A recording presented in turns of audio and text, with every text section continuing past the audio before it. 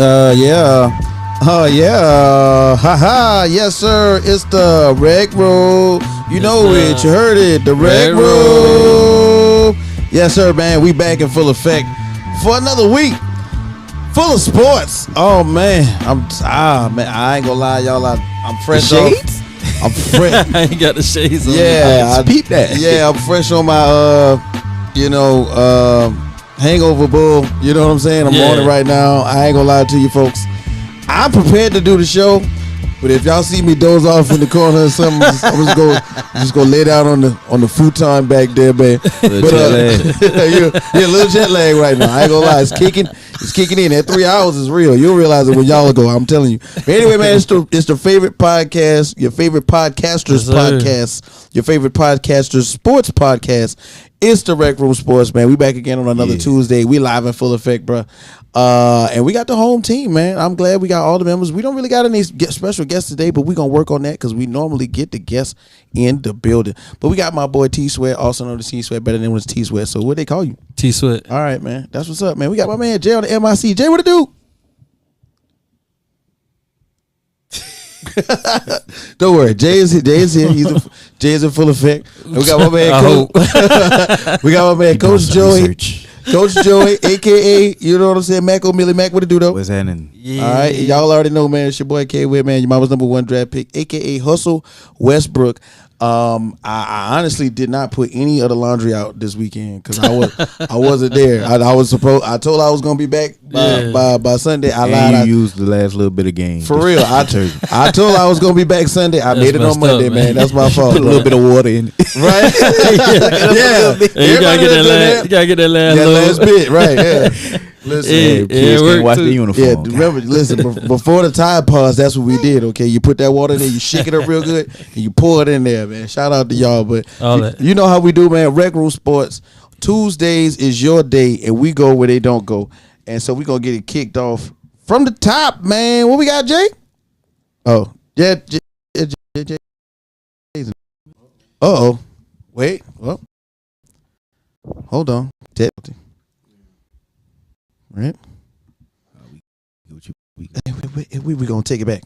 All right, so from the top, my dog. We got on the headlines right about that, big dog.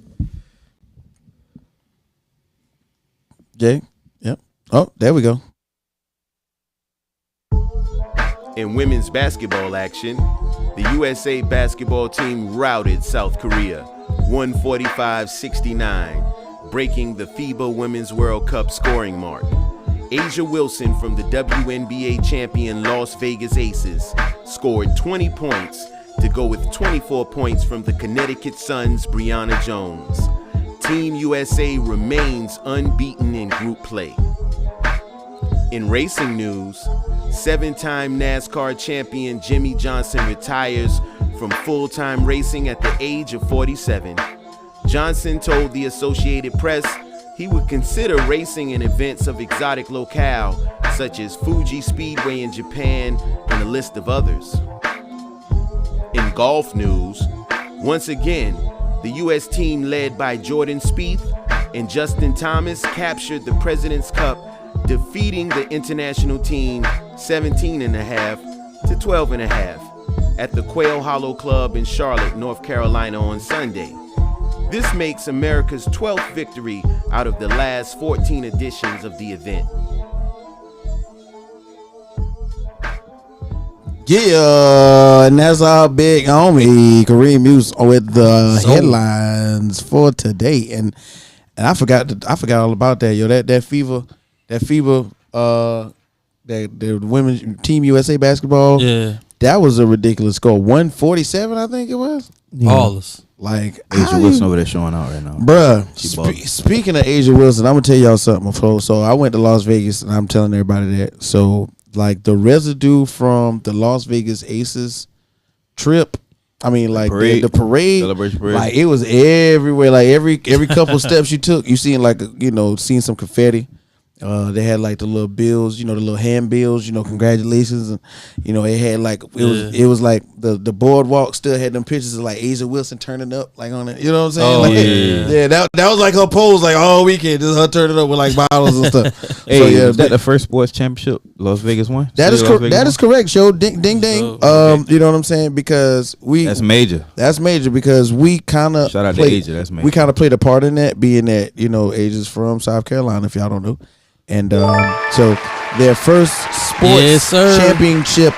That's a great team, though, man. Gray, man, they stacked, man. Yeah, for real. Chelsea Gray's out here. I think they're gonna repeat favorites to repeat next year. Very much so, Joe. I believe you on that one. And big shout out to the Las Vegas Knights, the hockey team. They made it to the Stanley Cup Finals on their first year of inception. That's crazy. And I also got to see the Las Vegas Raiders, what they like to call the Death Star, out there for the first time up close, man. That's a dope one. So, it's going to be the host of the 2024 Super Bowl, if I'm not mistaken. No, this year. This year? They hosting it this year. Okay, yeah. But they're not going to be in it, that's for sure. Like, they're not going to break the it, streak like a team, last 3 years. Right. Last 2 years, the teams made it. Right. That played. So next year, the Super Bowl, next year the Super Bowl Vegas is going to be there in Vegas. I'm Vegas talking about that's a beautiful arena. It really do look like a spaceship, like the Death Star. It's so big. It's ginormous. The pictures and everything look great when they debuted it. Yeah, man. You got to see it for yourself. Like flame inside and all that too, bruh. And they opened up all the bottom doors. Was they giving tours out? No, not at the moment. Okay. Not at the moment. Normally they do though. All right, so let's go ahead and get back into it, my guy Jay. What we got going on? All right. I don't know why. I hear it. Tap the mic again. Okay, I heard that. I'm just gonna go from right here. That's cool. That's cool. All right, so there's a few things, man. First, right, it's weird. Mic check 1 2 1 2. First, just turn me up some a little bit. Turn me up a little bit. Check 1. Right. Check 2. It's a little short. It sounds like a short. You heard it? No, let's rock with that. Let's rock with that. Hey man. All right, so first, yep. We got Kyrie Irving, the Brooklyn Nets, basically stating that he turned down a 4-year, $100 million plus dollar extension prior to the 2021-22 season because of his decision not to get vaccinated against COVID-19. Also, the timetable on Oklahoma City Thunder's star Shai Gilgeous-Alexander, his niece, still hasn't been determined on his timetable of return. Wow. Sources say that Phoenix Suns' Jay Crowder is going to skip training camp amid trade talks. I don't know why. Jay Crowder? Yeah, man. He expensive? Man, He trying to get up out of there. I know he don't one want to play of for him no more. Man, with a shot like that, man, I report to camp. New Orleans Pelicans and C.J. McCollum agreed to a 2-year, $64 million. Get that bag, young Big man. shout out to C.J. McCollum, man. Real talk. Watch out for the Pelicans next year, I'm telling you. I got that on my report. Zion is back. Hey, And so he ain't fat. So Jay, like, speaking of C.J. McCollum, man, as a Portland Trailblazer fan, seeing that he's gonna be connected to Zion and the Pelicans for the next 2.5 foreseeable years or whatever. Like, how you feel about that? You know what I'm saying? Because I mean, like, you kind of saw CJ grow up. You know what I mean? And now he's getting the bag, man. I ain't never heard him talk. But the thing is, he's got a podcast now. Yeah, he got a podcast, word. And he be on like ESPN sometimes. First yeah, sometime. he's got. I was joking, but I didn't know you doing all that. Though. Yeah, he's real talk. Dope. He's actually a really intelligent brother, and I want to say he is now the president of the Players Union. Yep. Okay, NFL, NBA Players Union. Yeah, the Players Association. Oh, that's dope. President, basically. Dang, he must be talking. I don't care, man. I don't want to talk about him anywhere else. You I asking the forgot wrong he person. not So, were you a proponent of that trade? Like you didn't. You wasn't with it. You liked it, or you was like You wasn't with it. I can't even remember. Damn. Okay. I can't even remember. Okay. Now honestly, I felt that he does vanish during the playoffs. I couldn't take another playoff series with him just vanishing like that. Yeah. And I felt like if he wasn't going to be a contributor and Nurkic can also go on that list. They just get lost. It was like all this money and this is the playoffs. They go back to the player that they was, not the player that they became. People thought that they weren't going to be what they were. But for him to be a part of that team, he brings a different component. He brings a different dynamic. He's more of a leader, more of a Robin in Portland. Now he's looked at as a Batman. Facilitate that offense. You know what I'm saying? Right. And he the vet. He the big dog. You know what I'm saying? Like, he got the experience. Right. Yep. So he It's like a human cyborg. Like he there to lead and on the side, and then Right. you still got Batman in the Flash somewhere. with him around and Ingram and Zion together, that's gonna be a nice team. there. Yeah, I got that. They I gonna got make some that. noise. I feel that. I do. I definitely That's do. and yeah, New Orleans, they did the right thing paying them. They got a great player in McCollum, in my opinion. All right, I so think they'll be definitely back in the playoffs. I guess Oh yeah. like one thing with the NBA only 21 days away. Oh yeah. I guess a good question is who do y'all look at as someone that made the biggest splash or the biggest stride?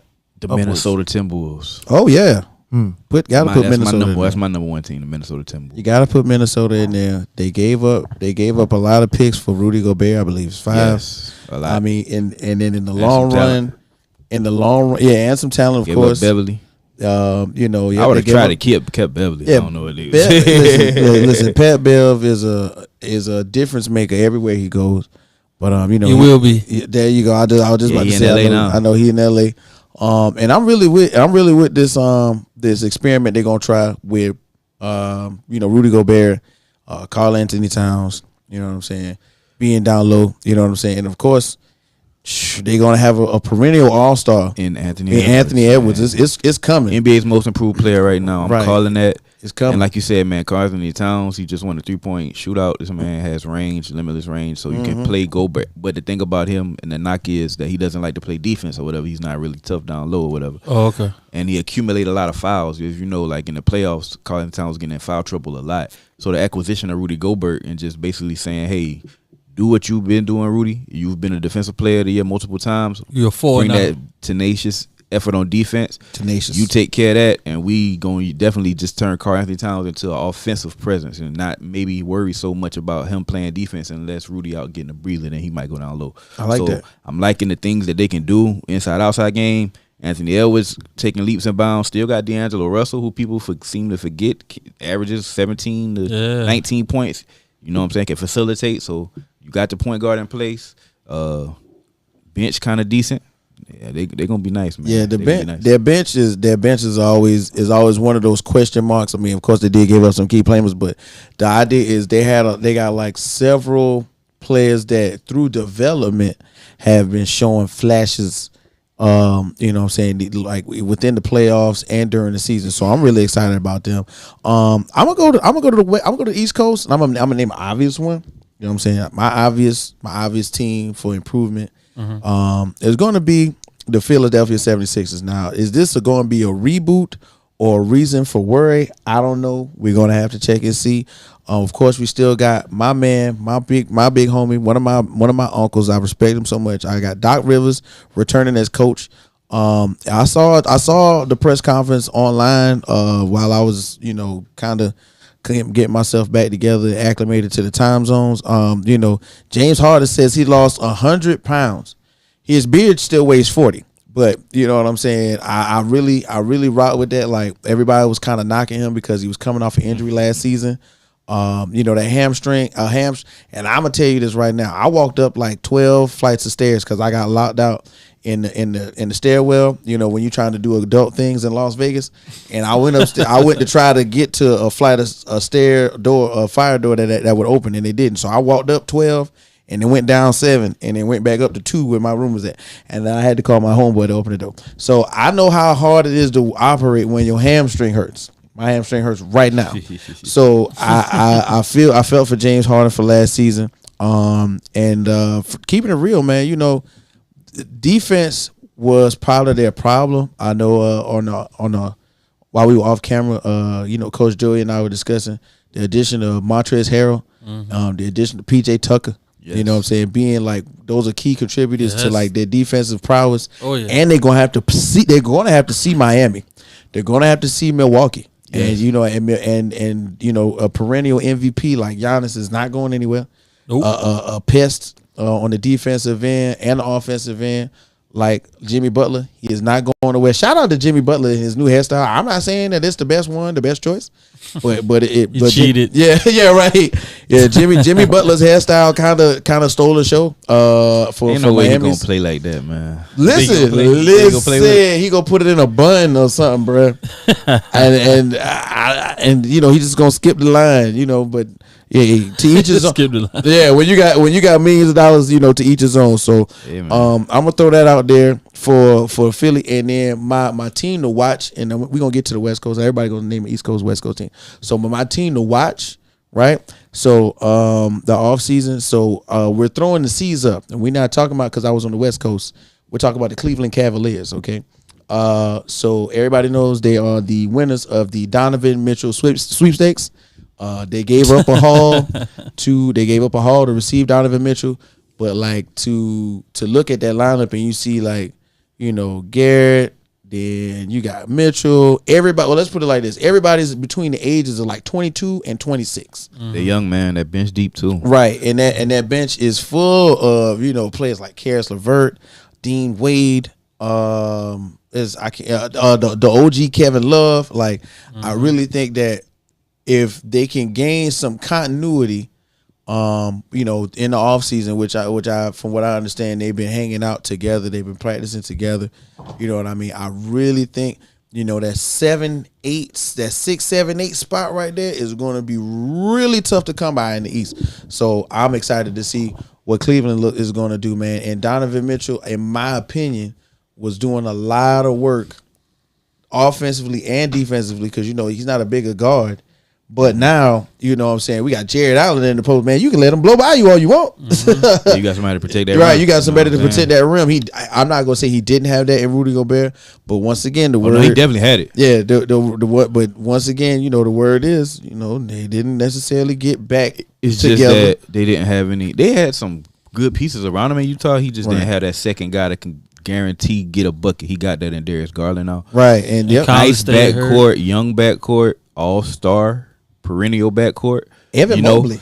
I just want to see how they share that ball. I just hope, you know, him and Darius don't get into a situation where, you there know, is the one ball stops. Right. Everybody trying to worry about their numbers. I hope they just can get that under wraps because they got the defensive down low. They got the defensive prowess, as you, down low. You know what I'm saying? So they can just worry about getting buckets. Right. And that's the one I was thinking about on the Atlanta Hawks with Ooh, you know. that's a good good one. Yeah, That's a I good wanna one. see Another how that backcourt. goes. I thought Jay was going to say that. Another Atlanta Hawks. all-star perennial backcourt. Oh yeah, Hey. probably so. Yeah, my bad. I thought he was going to come with that one. Real quick, I think a better backcourt. Atlanta backcourt with Trae Young and what's my guy from San Antonio? Bird. Oh yeah, Right. DeJounte Murray? DeJounte. Okay. Would you rather have those two, or would you rather have Darius Garland and Donovan Mitchell? In my opinion, like Darius I Garland. feel like they identical. Yeah, it's Darius Garland I don't and know, but Donovan Mitchell. Trae just don't dunk. that three. Yeah. Trae just don't dunk. Trae Young you know what I'm saying? got that. I was about to say- Donovan to drive and dunk on you real Yeah. quick. Yeah, and Darius, that's the thing. Darius and Donovan, we talking like getting, you know, going from the 3-point line to the paint, we could do that.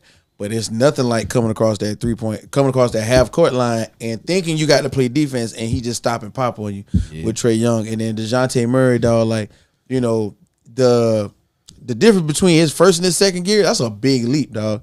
Like he took a huge leap. And a lot of it, and I ain't gonna lie, it's in my opinion, they brought him on there because, not to say this in a negative way, but Trae on a screen and roll is a defensive liability.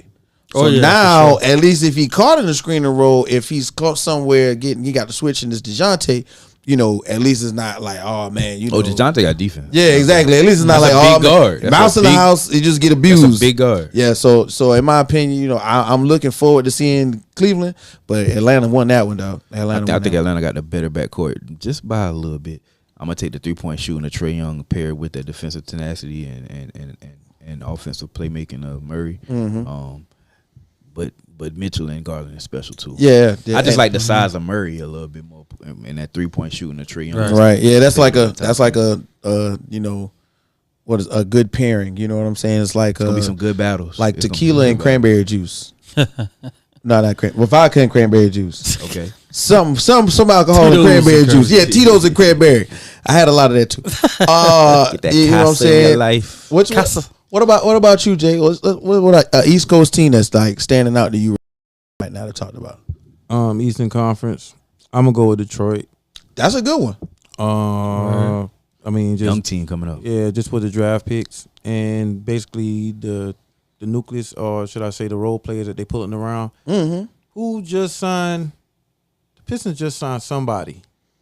Grant. Did Buddy from Utah go there? Bogdanovich. Yeah, Bogdanovich. Yeah, he landed there. So to go with that, look, Mm-hmm. you got Cade Cunningham, right? Rookie of the Year finalist. We got you know what I'm saying? we got Grant. And you got out him here. paired with their first round pick Ivy. Mm-hmm. That's gonna be a nice young backcourt. You know what I'm saying? Grant's in Portland. Grant's in, get out of here. Yeah. Oh, never mind. Let me do my So research. hey man, Yeah. that's gonna be a good little young team, man. I believe it. That backcourt nucleus. Yeah. I think that's what they, you know what I'm saying, when they went and they did the draft the way they did, and I was hearing, you know, my Uncle Jalen Rose, shout out to my Uncle Jalen Rose and his barber, you know what I'm saying, that man barber is crispy. Hey, crazy. Right. Crazy shot. They were talking about That how they crazy did, right. They were talking about how they had Isaiah Thomas and Joe Dumars paired early. And I feel like they're trying to replicate that type of thing. So, yo, that's a great pick with Detroit, Jay. Straight up. And I was gonna say OKC. Yeah, that That's some injuries. injuries. Yeah, unfortunately. Man, I was looking up to that too. Right. So that didn't work out. But I'm gonna still go. I'm gonna go with Houston. You know what? That's another Out good west, one. Houston. Yeah, West. because I think Houston. The first thing I thought during the draft was they're gonna be very active, or before the draft. And I think what they're planning on doing is seeing how the season goes with the young. You know, they got Jalen. So many Jalen's now, I swear. Yeah, it is. Jalen Green. Right, Jalen Green. And then with the second pick from this season, Yeah. I think they want to see got what from they Georgia. can get out of the fact that they Auburn. just dumped off, you know, some cap room. They some heat, which was John Wall. Mm-hmm. You know, I want, you know, going through basically the season, like halfway through the season, make it to the trade deadline, see what they really need, and then go from there. Yeah. So I think their season starts at the trade deadline of this season. Speaking of John Wall, Clippers, another team that's Yeah, gonna be. That's what a I was big thinking one. about. That's a big one. Kawhi healthy? Is he healthy? Is he gonna be playing? Right. Like I hope he's playing. Look, Kawhi, you done took a long time off, bro. I hope you're healthy. Listen, A lot of load management. With the acquisition of John Wall, Yeah. Paul George getting back healthy. You know what I'm saying? If Kawhi 100%, Paul George 100%, and John Wall's 100%, 3 injury prone guys. But if they're healthy, top tier level guys, you know what I'm saying? At least in Paul George and Kawhi, in my eyes, John Wall, you got some stuff to prove. I still think you that guy, but you got a lot to prove. You haven't played in a while. Hopefully, you know what I'm saying, you make the most of this opportunity. But that's a great team they put together. Got one of the better coaches in the NBA in Ty Lue. Got some pieces around him as well. So hey man, from the 1, 2, 3 position, point guard, shooting guard, small forward position, can make different adjustments. They might be one of the best teams from that 1, 2, 3. You know what I'm saying in the NBA. So big expectations for them. Big expectations, bro. For sure. It's gonna be some real good teams that don't make the playoffs this year in the NBA, man. Out west and out east. It's gonna be crazy. And I'm with that. I'm really with that. In terms of what I'm thinking, you know what I'm saying? You know, first things first, Joe already named it, pretty much talked about it. Like when you're thinking about you know, Paul George, you know, when he came back towards the second half of last season, very surprising. He looked really explosive. His shot was, of course, like one of his trademarks. She still can bang him. Mm-hmm. You know what I'm saying? And then, you know, now we're gonna add John Wall. Now, of course, I know what I'm gonna say, and I'm gonna say like I watched some of his online the pickup games and the highlights of the pickup games. In the end, John Wall still looked quick. You know what I'm saying? Yeah. I remember Still got it. I remember when the comparison for John Wall as far as speed with the ball going up and down the court was De'Aaron Fox. he was doing De'Aaron Fox. Yeah. All right. But of course that was summer league, and them pickup games where everybody's pretty much an international player or in the NBA. Like they playing them seriously, but they're not playing them serious. Another, and just to throw it in there because we ain't talk about them yet. But another surprise, and this is on the East Coast. And I saw this because I didn't know that he had the ability to do that. I seen Montrezl Harrell putting up threes in that, in that pickup game, like putting up a lot of threes, and he was knocking them down too. You know what I'm saying? We're gonna go real quick. We're gonna go right back to the East Coast. We're gonna talk about the Charlotte Hornets, who just signed Jello, the last ball brother.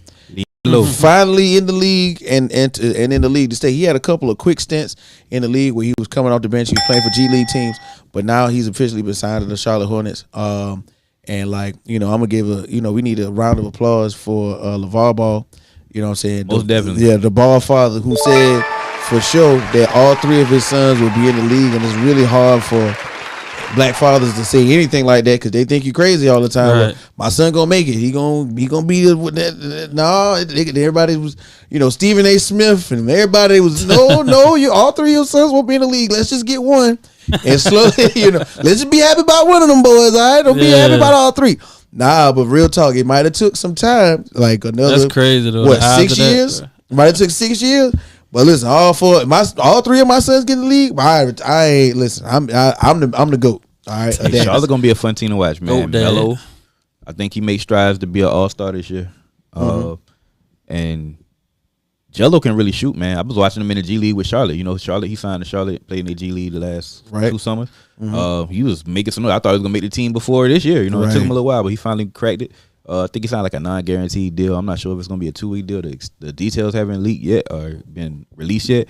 But man, I really think if he can work himself into that rotation, him and Melo would be nice together. And we got, don't forget, we still got Gordon Hayward in the backcourt. Then you throw him back there with him. Now Gordon Hayward and him playing the 3 I'm not saying he's gonna start. Let's say he comes off the bench. Yeah, I don't think he can start. I don't think. Let's say he come off the bench. Now he played like a really good 6th, 7th man role. He's shooting. You got Gordon Hayward, another shooter. I don't really want Melo doing too much shooting, but what I'm saying, facilitating that ball in that backcourt is gonna be great. And I think like for Melo can shoot. I mean, this ain't Lonzo now.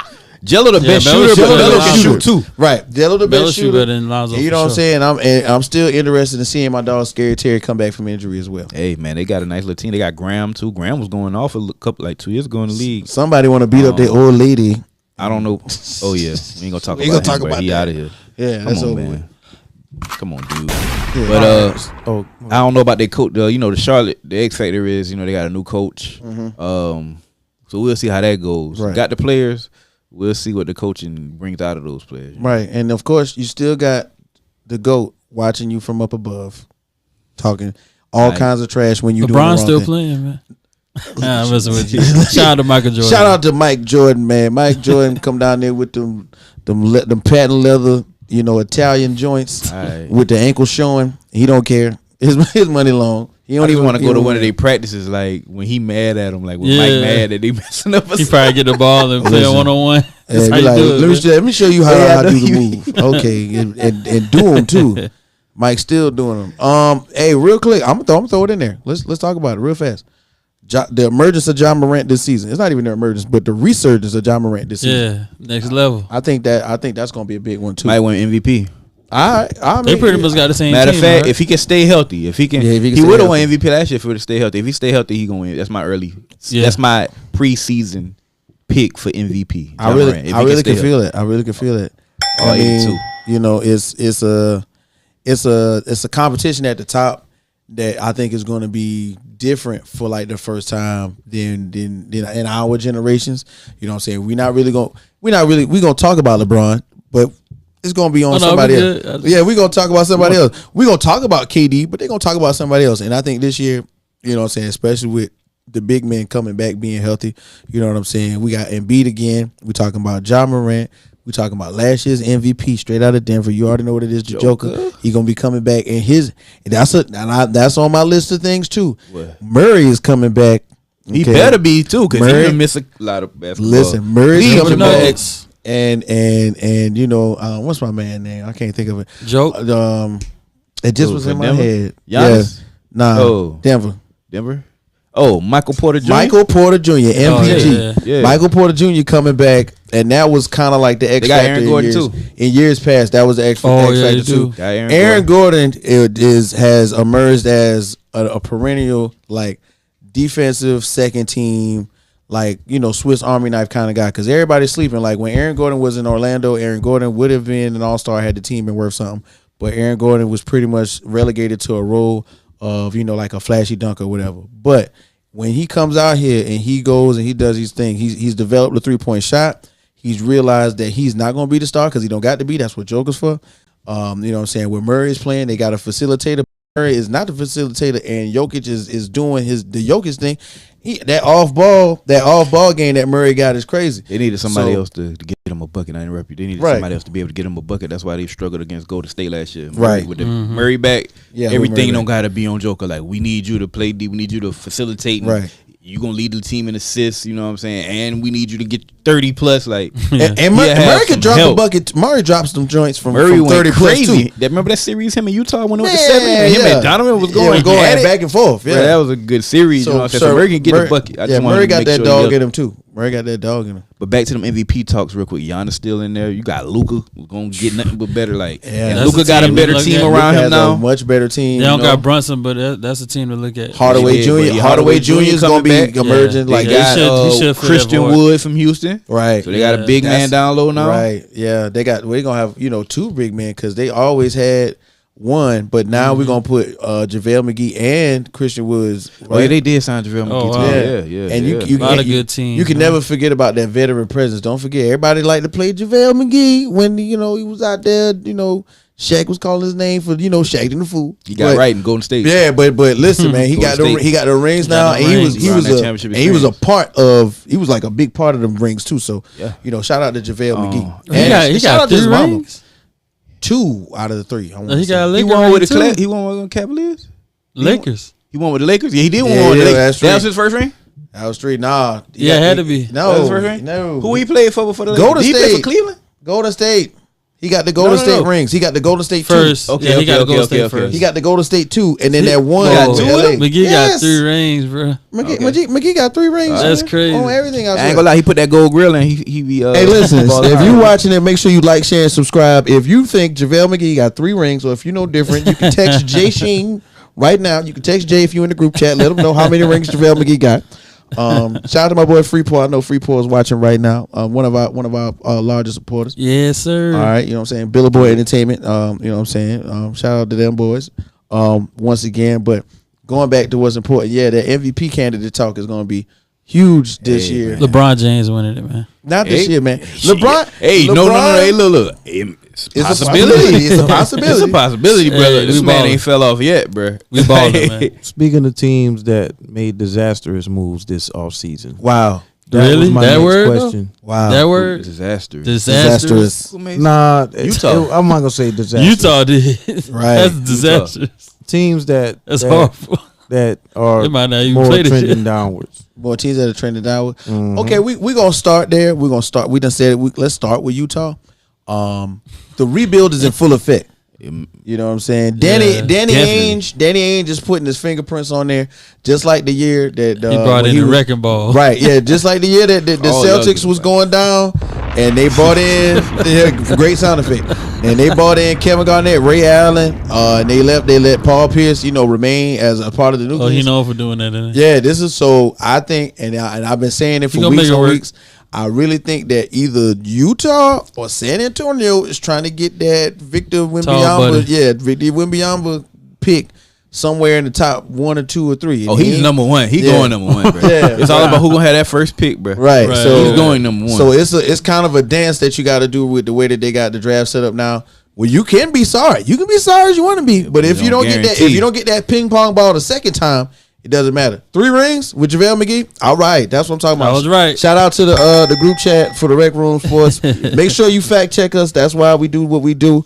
Also, don't forget to like, share, and subscribe. And we may put you in the Rec Room group chat as well, man. I mean, why not? Or bring it to the show. Or bring you onto the show. Hey, jump into the super chat on YouTube, baby. Right. Yes, super chat was. But back to Utah real quick. Traded away Rudy Gobert. Got a plethora of picks. Plethora. From Minnesota. Bam. traded away Donovan Mitchell, which was surprising in my opinion. You thought they was going to keep one of them? I thought they were going to keep one. I would have kept Donovan over Gobert. And I would have been like, look, Donovan, you just going to have to weather the storm out here, bro. Get your Damian Lillard, Bradley Beal on, bro. Oh, this still got Conley? So I think they might do. Yeah, I think they do. So it's gonna be his team. This is like Conley is like an old man out the league, bro. Conley, an old man, no bro. disrespect to Conley, he was one of them guys. Yeah. Conley like the Chris Paul on the West Coast, bro. Like him and Chris Paul, they've been boys forever. I'm surprised they blew up that team like that. But man, they got like 10 first round picks to play with. They're gonna have to draft and build this team through the draft. No free agents coming. On everything, I swear one of them like at least 2 of them picks are like consecutive, like not consecutive, but the same year. Yeah. At least 2 of the picks are like 2 in 1 year in the first round. They got a lot of future first rounders back to back. So they're gonna have to build this team through the draft organically. It's gonna take some time. I really think Utah gonna be one of the. They're gonna finish with maybe one of the worst 5 records in the league. You know what I'm saying? Definitely a candidate for the first pick in the draft. You in the West Coast, both coasts are crucial. But this was a team that was known for making the playoffs last 4 or 5 years. Ever since Donovan Mitchell was there, they made the playoffs basically.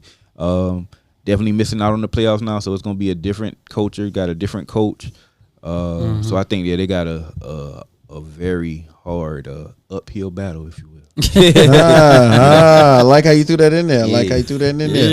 One of my teams I really thought would have done a little more.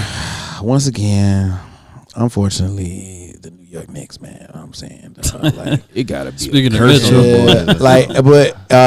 you know, I'm not saying that it was a necessity that they had to get the Donovan Mitchell. Nah, it was a necessity. I thought they was going. If they didn't get Donovan Mitchell, I thought they would have got anybody. But they got Jalen Brunson. You know what I'm saying? We gonna see. Oh, they did get Brunson. Yeah, they got Jalen Brunson. You know what I'm saying? Shout out to Jalen for getting that bag. Right, and he got early. I wouldn't have paid him that bag. They gave him that bag. Listen, man, when you put on 45 in the playoffs, that means something. He did ball out in the playoffs. I know. He you know what I'm saying? But once again, they returning Julius Randle. Those lucky Warriors. And I'm I'm watching a lot of Instagram, a lot of social media. Julius Randle looked like another person. Physically, sure. He looks like another person. For sure. He seems happy now. You know what I'm saying? We gonna bring in the youngsters. RJ Barrett. We got the RJ Barrett. They re-signed him. Yeah, right. Nice deal. They gonna give that RJ Barrett is gonna be the maple. So those gonna be the top 3. The maple mamba, as they would say. Yeah, the maple mamba. That's what they call him. And then another disappointment for me would be out there in Chocolate City, out there in DC. They blessed Bradley Beal with like the largest bag ever, but also that bag is hollow because there's nobody to play with him. I think he just care about the bag and it's a hollow having bag. His own squad, so he content. Yeah, I mean, but for real, put something around. Mama never gonna work again. They got Kuzma. They got Porzingis still. They did trade for Porzingis, so they got some pieces, but they not making the playoffs. The idea is, I really think that. So they're gonna be struck. Yeah, they need to get Gortat back. Right. Listen. He had that Jordan tattoo in his lower leg. Listen, man. Gortat had to move for your behind if he really wanted to, but Porzingis was not healthy in Dallas, so they sent him away. Mm-hmm. If Porzingis may pull a really hard training camp, he may come back healthy. Give Bradley Beal the second man he needs, because the idea was the pick and roll, that pick and pop that they could have created that originally was going on when they was trying to get Porzingis to play with my man Luka. It didn't pan out, but the ability of Bradley Beal to be a shooter instead of Luka, who's a more get in the paint, kick it out, stand still, shoot. He could do that, but he's not a shooter. Bradley Beal shoot him all over the court. If that could come to fruition, I'm thinking.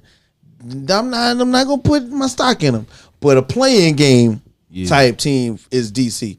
But I really wanted them to do more. I really wanted them to do more. They not like do more. Like Bradley Beal has done so much for this. I got family out in DC. He's always out and about. He's always showing love. He's buying kids shoes.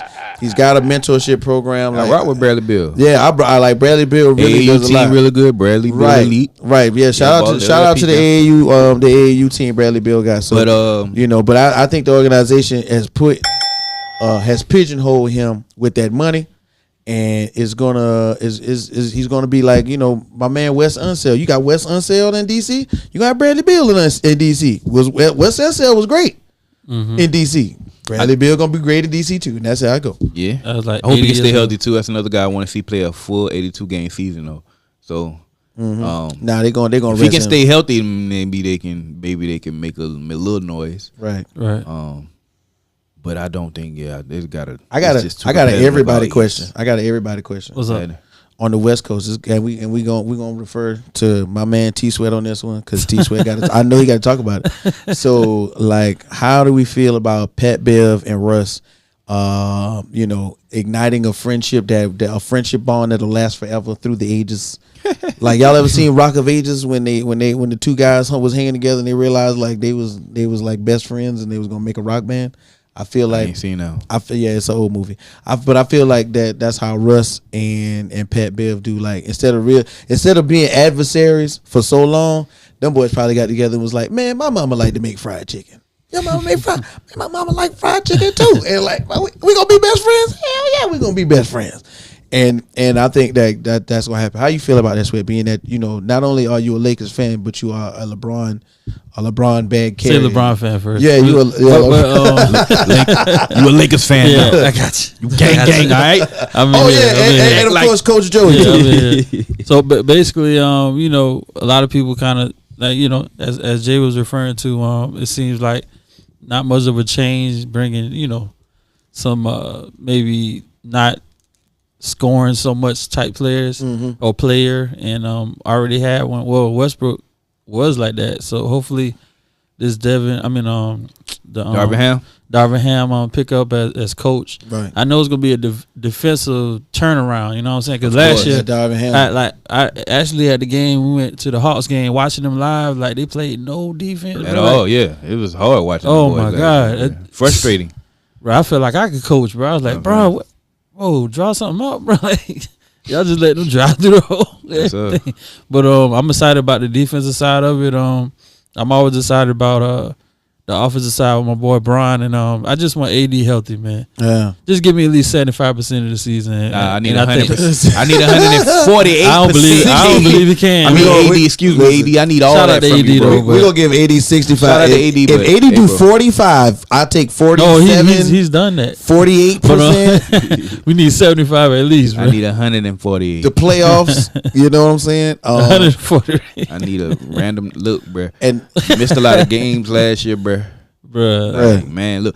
Please let that street. It was reports talking about you ain't picked up a basketball since like April at one point in time, and that was weird. Hey, man. But do you, because it's off season, you a grown man, but come back healthy and ready to get busy on that court, man. I think first game he coming, like, you know how they wear the suit jacket with the shirt. Yeah, you gonna have a picture of Charles Barkley on his own shirt, man. Wow. I feel he's Charles been talking trash about to him. Oh, street clothes. Yeah, street clothes. Like, I'm gonna tell you what caught my attention about the Lakers. You know what I'm saying? And it really probably, I wonder if they be, you know, if when other players, ex-players say things, if they pay attention to that. Kevin Garnett expressed how, you know what I'm saying, at one point in time nobody liked Rajon Rondo. Because, you know what I'm saying, I forgot who. I don't think there's nobody ever like him. I mean, but they I don't were. Think he don't like Rondo. Like first of all, let me tell you something. As a Celtic fan, Rondo never cared. That's why it worked out. Yeah. But you know what I'm saying. And the point is, like, when they didn't trade away Rondo for, I can't remember who, how the continuity changed, because they was like, man, it's just us. And I feel like not the Celtics, but the Lakers are in a very similar situation. Somebody. I think like Patrick Beverly. You picked up another guard. I picked up Lonnie Walker used to play from San Antonio. Yeah, picked up Lonnie Y'all Walker. picked up it's somebody recently, like Juan Toscano Anderson too. We got one. Yeah, we got one from Golden State. Right. Was it for the one with the blonde on his hair? Yeah, y'all got Dennis Schroeder. Yeah, I got Schroeder back. I got Schroeder back. I like that. He got a smaller check, but you know what I'm saying. But yeah, I think like that's what's gonna happen with them. You know, and seriously though, and I think Joey mentioned this earlier too, man. Patrick Beverly go somewhere out, like the team changed. I don't care what team it was, whether they made the playoffs or not. The team was different with Patrick Beverly on it. You got a defender, a defensive he really do anything. We got a mouthpiece, and we got a mouthpiece that could guard like, dang near 1 through 4. You know what I'm saying? I'd have seen him give KD problems. Crazy work. We got somebody that's going to antagonate every game. Every game. It don't got to be tell you LeBron. right now, though, on the basketball team, that type of attitude is contagious and will rub off on everybody. I love Draymond Green. We about to see. I bet this is probably like the most brolic we gonna see Bron. Yeah, you gonna watch Bron like LeBron gonna be kicking. The fact that he don't care no more. Yeah, you got a guy, you got a dog like that. We gonna get first year Heat. You got Bron a dog like that. You know what I'm saying? It's only first like year Heat, Bron. 5 players like that in the NBA right now. You know what I'm saying? Beverly is one of them. So you got one of them guys. If you ain't Draymond or Pat Bev, you ain't Jimmy Butler or Jimmy. Yeah, you ain't in the group. You know what I'm saying? Time out, man. Jay, man. Hey, you gotta give us some insight. Hey man, what's up, man? What's up, man? What's up with your boys, man? Shout out to Portland. You know what I'm saying? And once again, Dame extending the bag even further out into the future. You got a crazy. You know what I'm saying? Like I don't know what that man plan is. They was calling him Dame Dollar before. Yeah, but listen. Oh yeah, that's his name. Oh, and I'm gonna tell y'all something real quick. Of course, this is a sports podcast. We go where they don't go. That Dame verse on that Toby Ningwe song. I ain't heard it yet. Oh man, yeah, go look it up. Look it up. Okay. Toby Ingwe, y'all done seen it with the lime joints. But Dame verse on that, man, is Dame fire. the best rapper in the baller? Is Dame the best NBA player that can rap? It used to be Stack 5. Yes, Stack 5 was hard. Stack 5. And Shaq the only one with a plaplatinum album. Yeah, Shaq was dope, Shaq man. really was like listening back to his album. Streets. Yeah. He was spitting, man. Hey, Shaq had some, man. You can't stand the rain. Man, go ahead, man. Talk about the boy. We ain't about to talk Kobe about was rapping. I was rapping too now. Jules. Yeah, it's a competition. But I think Dame. Yeah, I think Dame got the metaphors. Hold up, Master P. Oh yeah, that's a cheat code right there. Master P. I can't believe Master. What a Master P movie at? Kobe. Yeah. He got a life. Like, you know what I'm saying? Kobe is if not tied, a close second for rapping in French. I'm sorry. You international. That's my. Hey, look, I love Kobe all around, bro. That song he did with Tar Banks. I was like, what? You about to say something to make him not seem like a fan? Not the. That's it. Not that song. Not the other song. That's the that song. song was dope though, man. It was a little party dance song. You know? It was like 90s dance. Yeah, man, that was them 90s hip hop dance. That was the Kobe, but Dame got the. He definitely got it, man. He definitely won. For sure. He's definitely won. And they're trying to still make the team competitive, and you can't ask for anything more than that. And speaking of money like that, we talked about Jeff Bezos earlier. That's correct. And with the soon departure. Talk, well, the talk of him possibly purchasing the Suns. Oh yeah, he peeling out. he don't want to take that no more. So with you got to get a bag on the way out though. If Jeff Bezos coming to buy it, they about to fry him up. Right. So already with Bezos possibly, and just talks. Of course, with every team, all kinds of names come up. Right. Right. Mm-hmm. So would the purchase of the Suns and Mercury with Jeff Bezos be good for the NBA? I think it would be good. I think what would be better is if they give that to a minority owner, a black maybe, or a minority owner. But if Jeff Bezos came in, you have the world's richest man becoming a part of, let's say, the most progressive league in the United States of America, in my opinion, the NBA. Mm-hmm. So it's going to definitely draw in a crowd, audience that wasn't particularly paying attention to basketball. It's going to bring their attention to basketball. So he's going to bring, in my opinion, hundreds of thousands of new audience, new viewers to the NBA. You know what I'm saying? He definitely incorporated Amazon with everything NBA. And listen, the idea about that, I mentioned this to Jay. It was funny, right? But I was serious. Jeff Bezos and his people created a way to expedite everything in terms of ordering items, you know what I'm saying, getting them in a day. Like that type of logistics was unheard of prior to that. Right. So just imagine going to the Suns game and like ordering a beer and it coming down like a shoot or something, or like drone. it being delivered to you by drone because you got on a bracelet and they know that you ordered it and you got a slice of pizza on the Hey, drone. look at the tech guy over here. I'm telling you, like, because right now Amazon is experimenting in California with drone delivery to your house. You know what I'm saying? So just imagine you in the game. You know what I'm saying? Me and Jay done ordered 2 beers. You know what I'm saying? Yeah. And then the beers come off the you know what I'm saying, the drone. And now maybe not a drone, maybe like the little robot. Yeah, or something rolling in. They'll figure it out. Imagine the shout out to all my Amazon workers too. My Amazon workers be out here in the streets. Real quick before that, yeah, do you think? he got some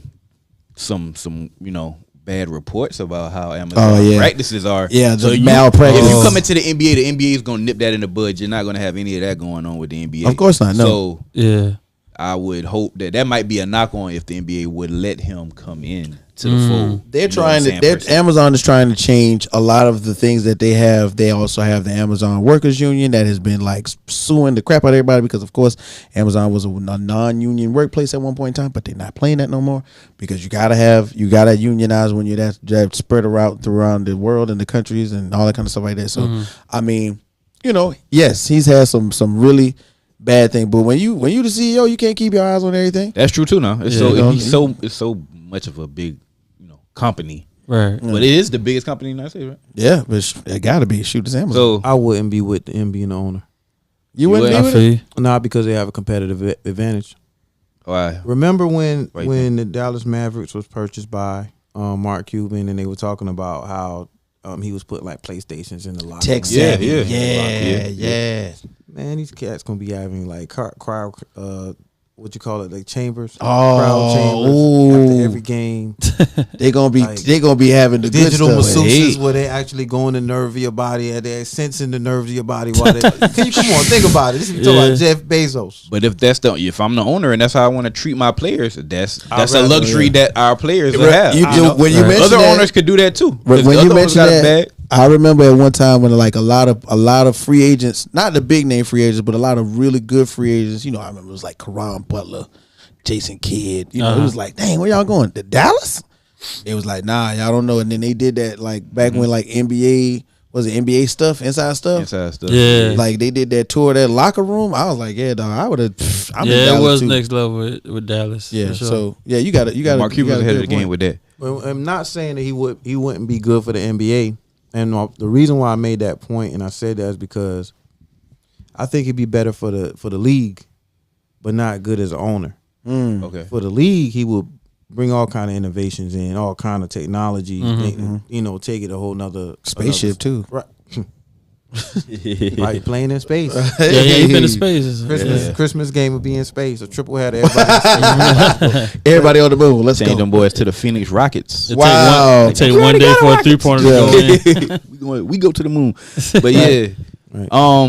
I really think the NBA, it's funny because Nike's owner wanted to purchase Portland Trailblazers, right? Right. Guy said, "Look, we not for sale." I don't know if the NBA will let somebody that big already come into the fold. It's a good question right there. But that sale was not because of him. That's true. That's just because that sale was because of the estate. Because you once somebody buys the Trailblazers, they gotta separate the estates of the Seahawks and the Trailblazers. Gotcha. All kind of who knows what legal stuff going on, and stuff going on with that. Paul Allen's sister is not gonna let that go. Gotcha. She's very like close to that team. Yeah, I believe you. So that it's not necessarily for what anything other than that. Right. Yeah. If there was another team, another circumstance, just a team looking for a buyer. Yeah. Phil Knight would have probably been the owner of their team. Yeah, but we right there. They right there in Portland. I mean, it's about to be a lot of money. This might be the most expensive purchase, a transition of a team. How much it's gonna cost in the NBA history? I mean, the thing is, you got these opportunities. Yeah, I'm about to say you got to think about it though. It's technically 2 teams, so yeah, it's going to be a large amount of money, a large amount of minority owners. I also saw. I saw that Diddy and them can get together. I saw that Grant Hill was trying to actually put money together with some minority owners to get in on this. Hey. So and Grant Hill being an ex-player, you know what I'm saying. I'm sure he has a lot of love for the Phoenix organization because he did have one of his better better well-known resurgences of his game in Phoenix. But, of course, everybody, talks about how when you go to Phoenix, the training staff and, how they take care of your body in Phoenix is great, which gave some more longevity to Steve Nash's career. You know what I'm saying? Mm-hmm. Jason Kidd, you know what I'm saying? Was one of the original point guards. And so, like, when you think about it, it's a great reason to be in Phoenix. And the Phoenix fans are one of a kind, and including, you know what I'm saying? That is a fun fan base. Area, that fan base itself is huge. So, Phoenix has got a lot to look forward to as they go through this. Right. Already a big city, but with a lot of people with COVID and all that stuff happening, a lot of people migrating and leaving California. Phoenix was a place that a lot of people settled in. Hey, man, so we talked about basketball. We got 21 days. I'm excited about it, dog, but you know what's going on right now? We're getting closer and closer to October, man. So, Jay got that baseball talk. Jay, what to do, though, with that? Let's see. What are we talking about with some baseball, man? I mean, we gotta touch them all. Touch all the bases. All right, so, okay, here's the thing. Question. Did he? What happened? Last I checked, he had 4 walks. He went 0 for 1. They are not trying. They are not trying to let him get the 60 right now. Y'all really hating, man. Nobody don't want to be the pitcher that throw the 61st home run to him. Yeah. But you'll be a part of history forever. You know what I'm saying? We're not gonna judge you. But yeah, stop. So we could definitely touch him all. Yeah, he stayed at 60. He stayed at 60. Game over.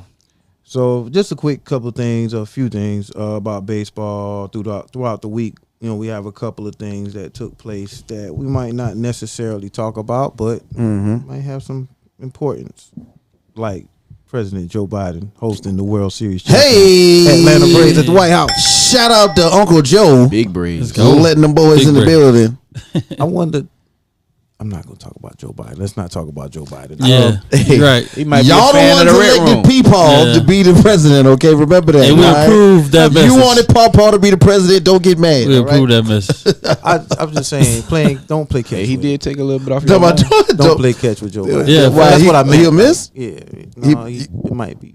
Let's just be factual. Okay. We got to be careful with Paw. Be careful with him, man. Yeah. You don't want Joe to don't play neither. He got jokes. Hey, man, Joe be snapping. Like, whoever wrote whoever wrote Barack's jokes or whatever, I think they got Joe Biden ready. Like, he be ready for you. He be ready for you to call him old or something, dog. He gotta be ready. You gotta be ready with something. Sleepy Joe, huh? Yeah.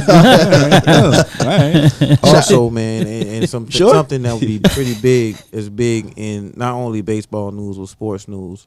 Period. Canada is to drop vaccine mandate and mask requirements for professional athletes and visitors. That's what's up. So that's Canada wasn't playing either. Man, Raptors really strict. Yeah. Toronto Blue Jays. Raptors. So the Raptors got to play with mask on? Yo, the Raptors. No, the Raptors, they wasn't letting nobody in. They wasn't letting nobody in. Oh, they yeah. weren't playing at home. Yeah, they were playing in. You're right. What were they playing in Texas or something? No, what were they playing? They were playing in Tampa, and then when the vaccine mandate was happening, they was playing in an empty arena, and of course the players, which is why the Kyrie thing was happening. If you wasn't vaccinated, you wasn't crossing that border. Yeah, I forgot. Yeah, they wasn't playing with nobody. That's why who did it? Who got mad at the mascot in Toronto? Wasn't it Klay Thompson? Got mad at the mascot? Yeah, the Raptor was back there dancing and boogieing, and Klay Thompson was like, "Hey man, get him out of here!" Because he was the only thing you can see. He was trying to shoot a free throw. He was trying to shoot a free throw, and the mascot was back there dancing. You talking about like the big balloon Raptor? Right? Because not the big balloon Raptor. It folds up. He was doing crazy stuff like folding up. I ain't never seen it before. It was hilarious. I ain't gonna lie, it was hilarious. Like whoever the mascot is in the balloon for the Raptors, looking that up. He a professional though, so look that up. Okay, real quick. Don Mattingly, the most overrated player I think ever. Shout out coming to Don. from a New Yorker here. Big dog. Basically, he won't be back with the Miami Marlins as manager. So after this season, wow. They sucked, man. Terrible as a team. It was very terrible. But I mean, that's pretty much it. Baseball, man. Well, I got some quick ones, some quick hits on baseball. So of course, when we talking about October, we got a couple things going on, and we're gonna throw them out there real fast. Houston, right? Houston clinched the division with the best record, of course, in the American League, with 101 wins, 53 losses. Some Astros. All right, and always in the picture. It's always crazy that after their controversy, you know what I mean, that we got. They still find their way back with the best record, back with the clinch spot and everything like that. Then we got the New York Yankees. They clinched their playoff berth, I think, last week sometime with 94 wins and 59 losses. The Cleveland Guardians finding their way into the playoffs right now as they clinch the division with 86 wins and 67 losses. In the National League, you got the Dodgers, always a perennial playoff team. Whole lot of wins over there. Yeah, clinched the division, and again with the best record of 96 and 58 in the National League. And then Jay's Mets, Jay's other team, the Mets, clinched the playoff berth for the first time in years with 97-57 record. And Atlanta is right behind them, fighting for either a wild card berth or just a straight up playoff berth, where the record is of 96 and 58. But the division's wild card race is, kind of getting to that point where every game matters. To that point. In the American League, we got the Toronto Blue Jays, the Tampa Bay Rays, and the Seattle Mariners. And in the National League, you got Jays, Braves, San Diego Chargers, and the Phillies. And the San Diego Chargers. Padres. Excuse me. We don't want to talk about them guys. We wait on the next segment to talk about them. Told you that Vegas still kicking in. Anyway, and the Phillies. So, you know what I'm saying? I think we talked about it a lot. And Jay has a lot of more baseball knowledge. The defenses and the pitching staffs are all 6 of these teams are at peak rotation right now is what they call it. Where of course, you know what I'm saying, your ace is going to go 4 and 5 innings, and if he's doing anything else, we're going to leave him in there a little more, but that bullpen has got to be ready. Teams like the Phillies, who sport, let's say 2.5 to 3 aces is what you would call them, possibly if they want other teams. The Toronto Blue Jays, who, you know what I'm saying, have a crazy 1 through 6 lineup as far as, hitters go. All of these teams are pretty much coming alive at the end, even though their records don't say it. All of their teams are kind of gelling, and that continuity, once again, that's the word for the day, is coming alive for baseball. So, Jay, when we getting down to the wire, these last, 9-10 games for some teams, 11 games for some teams, 9-10 for others, how important is that, you know what I'm saying, is that gelling, that let's be a team, we only got to be together for a couple more games and we out, you know what I'm saying? How important is that going into the month of October, bro?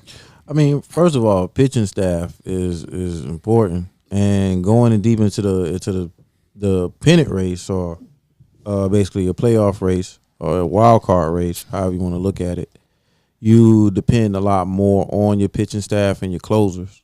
Your closers basically come in. That's right.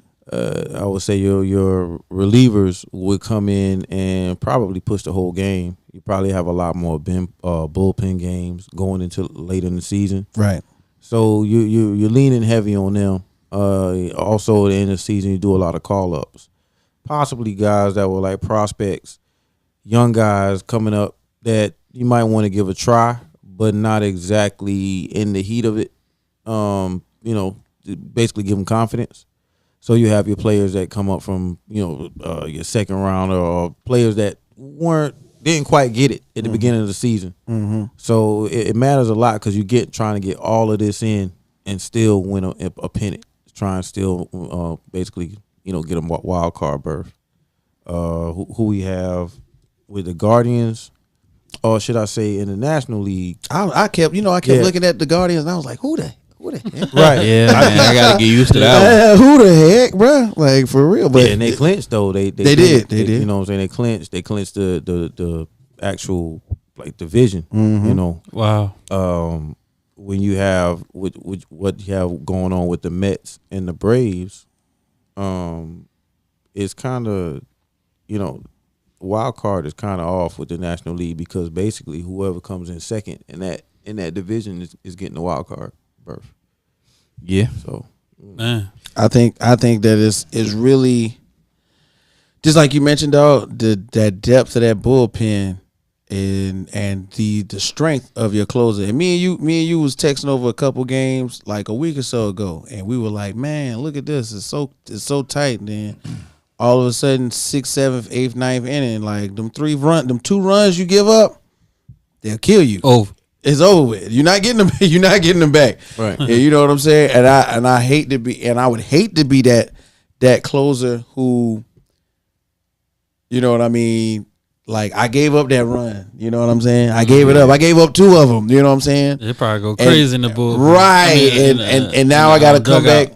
I got to come back in with like I got to come back in like 3 days and shake it off and do it again. So it's, you know how they say, like, sometimes like a quarterback has to have like a really bad memory because they got to forget.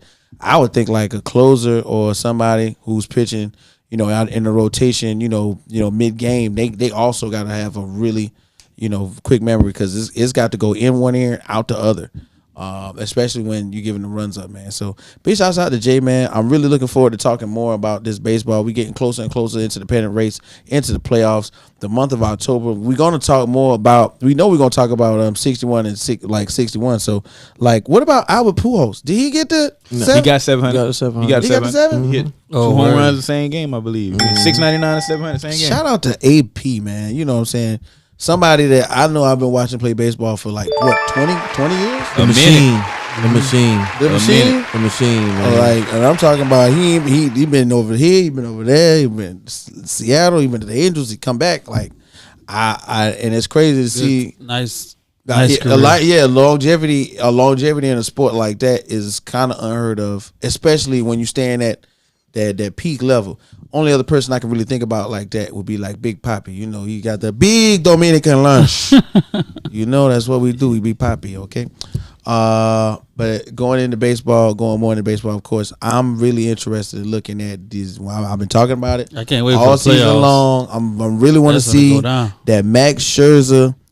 I want to see it happen. Like, this is a GOAT, top tier, top 1 and 2 pitching staff right here in terms of the Mets, and you know what I'm saying. Atlanta's right behind them, man, and they could catch up if they slide off in the next couple games. First 20 game winner. Listen, Kyle Wright, first 20 game winner. Kind of snuck in under the radar. Yeah, Hey, it's been a minute since both New York teams made the playoffs, right? The Mets and the Yankees. It's been a while. Possibly. Yeah, it's been a while. Actually, I want to say that it's not other after the Subway Series. Yeah, at some point, but I don't remember when. Yeah. So What- might and then start what- getting then- some talks if they go deep in the playoffs. Hey, That'd be might another crazy. Subway Series. yeah. You So know, we're series, World Series, that'd be crazy. Yeah, I want to see Atlanta and New York Yankees though. Oh man, That'll be. I would love that's that. the dream for me. yeah, like, and the thing In is, 2022, like, man. the thing is, for real, like the turnout for both arenas would be that's crazy. Man. Outside, Atlanta. if you don't get in, like Hey, we outside, calling it'd out be a work. movie. Like we calling out work. we gotta go We find gotta our be in the way. atmosphere. We gotta go find our way to Atlanta, man. We got to. Take some Speaking of vacations, which, y'all, everybody, PTO. let's bow our heads in prayer. Praying. Let's pray. Let's pray. Oh, this hurricane, right? Hurricane Ian does not just takes a break. Let's just It doesn't mess up. Yeah, it doesn't mess up what's going on right now. Doesn't mess up my Friday, you know. And there are a lot of other things like way more important than my Friday. But man, I just want to be going on Friday. Oh man, Disclosure. where y'all know what time it is. Sports related. It's another episode of Where's Jay. Oh yeah, Where's Jay will be soon to follow after that. I will be posting another Where's Jay soon. Right. And everything. So yeah, definitely. Yo, shout out to wherever Jay is going. We'll learn more about Funny that. you hit that bell. in the coming week. Funny you hit that bell. That's funny. It's something I was talking about earlier. Okay. All right. So yep. So now look at this. Boom. We got it going down. We're gonna get As far as that goes, all right. So Aaron Judge, we're looking for Aaron Judge to get to 62. Right now he's on 60.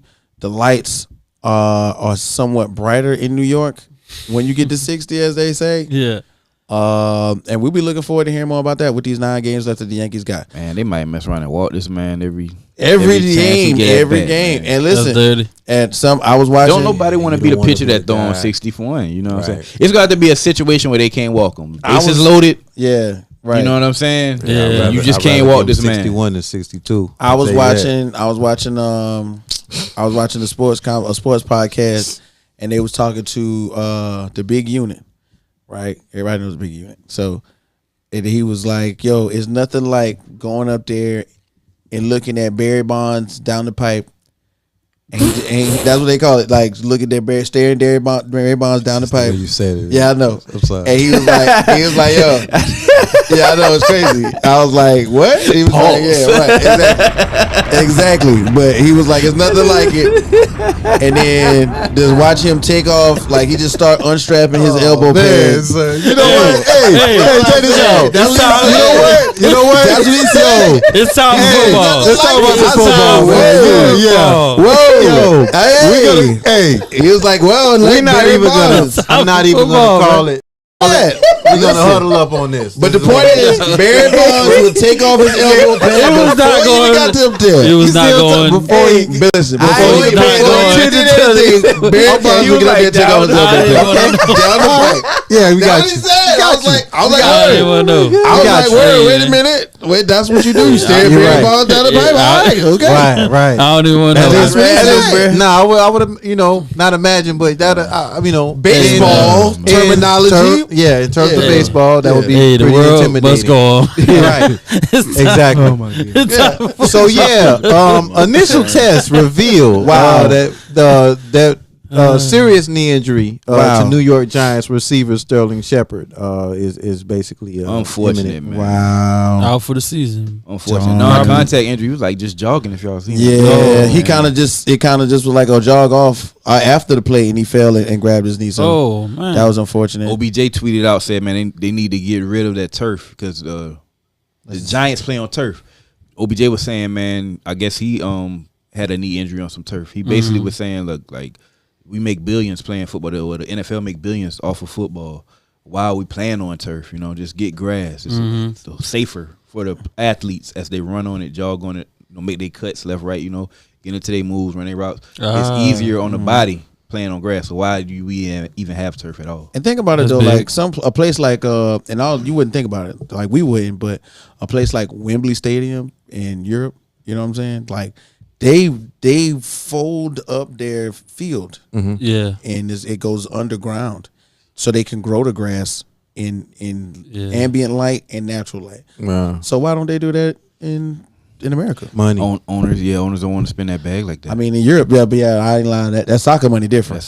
One day we're gonna get to that, but go ahead, Jay. Keep it going, bro. The NFL replaces the Pro Bowl with week-long skills competitions, flag football game, the Pro Bowl game. That's really dope. Did we hear about that? Yeah. So we got Peyton Manning and his company basically orchestrating like a week-long obstacle course. What are they gonna be doing? They're gonna be doing everything. Like everything except for playing football.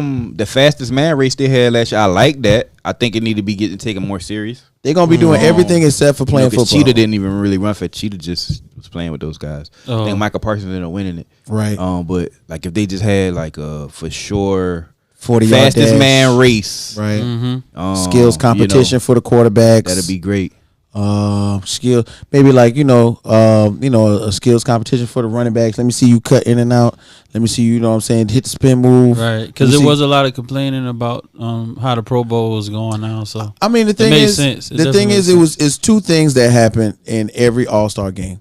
One, you're an All-Star and you done play the whole season, so you either have injuries or have been trying, and you probably not in the Super Bowl. That too. Yeah, you're right. Yeah. So in the best shape. Right. So you are in the game, but you are also not trying to hurt yourself.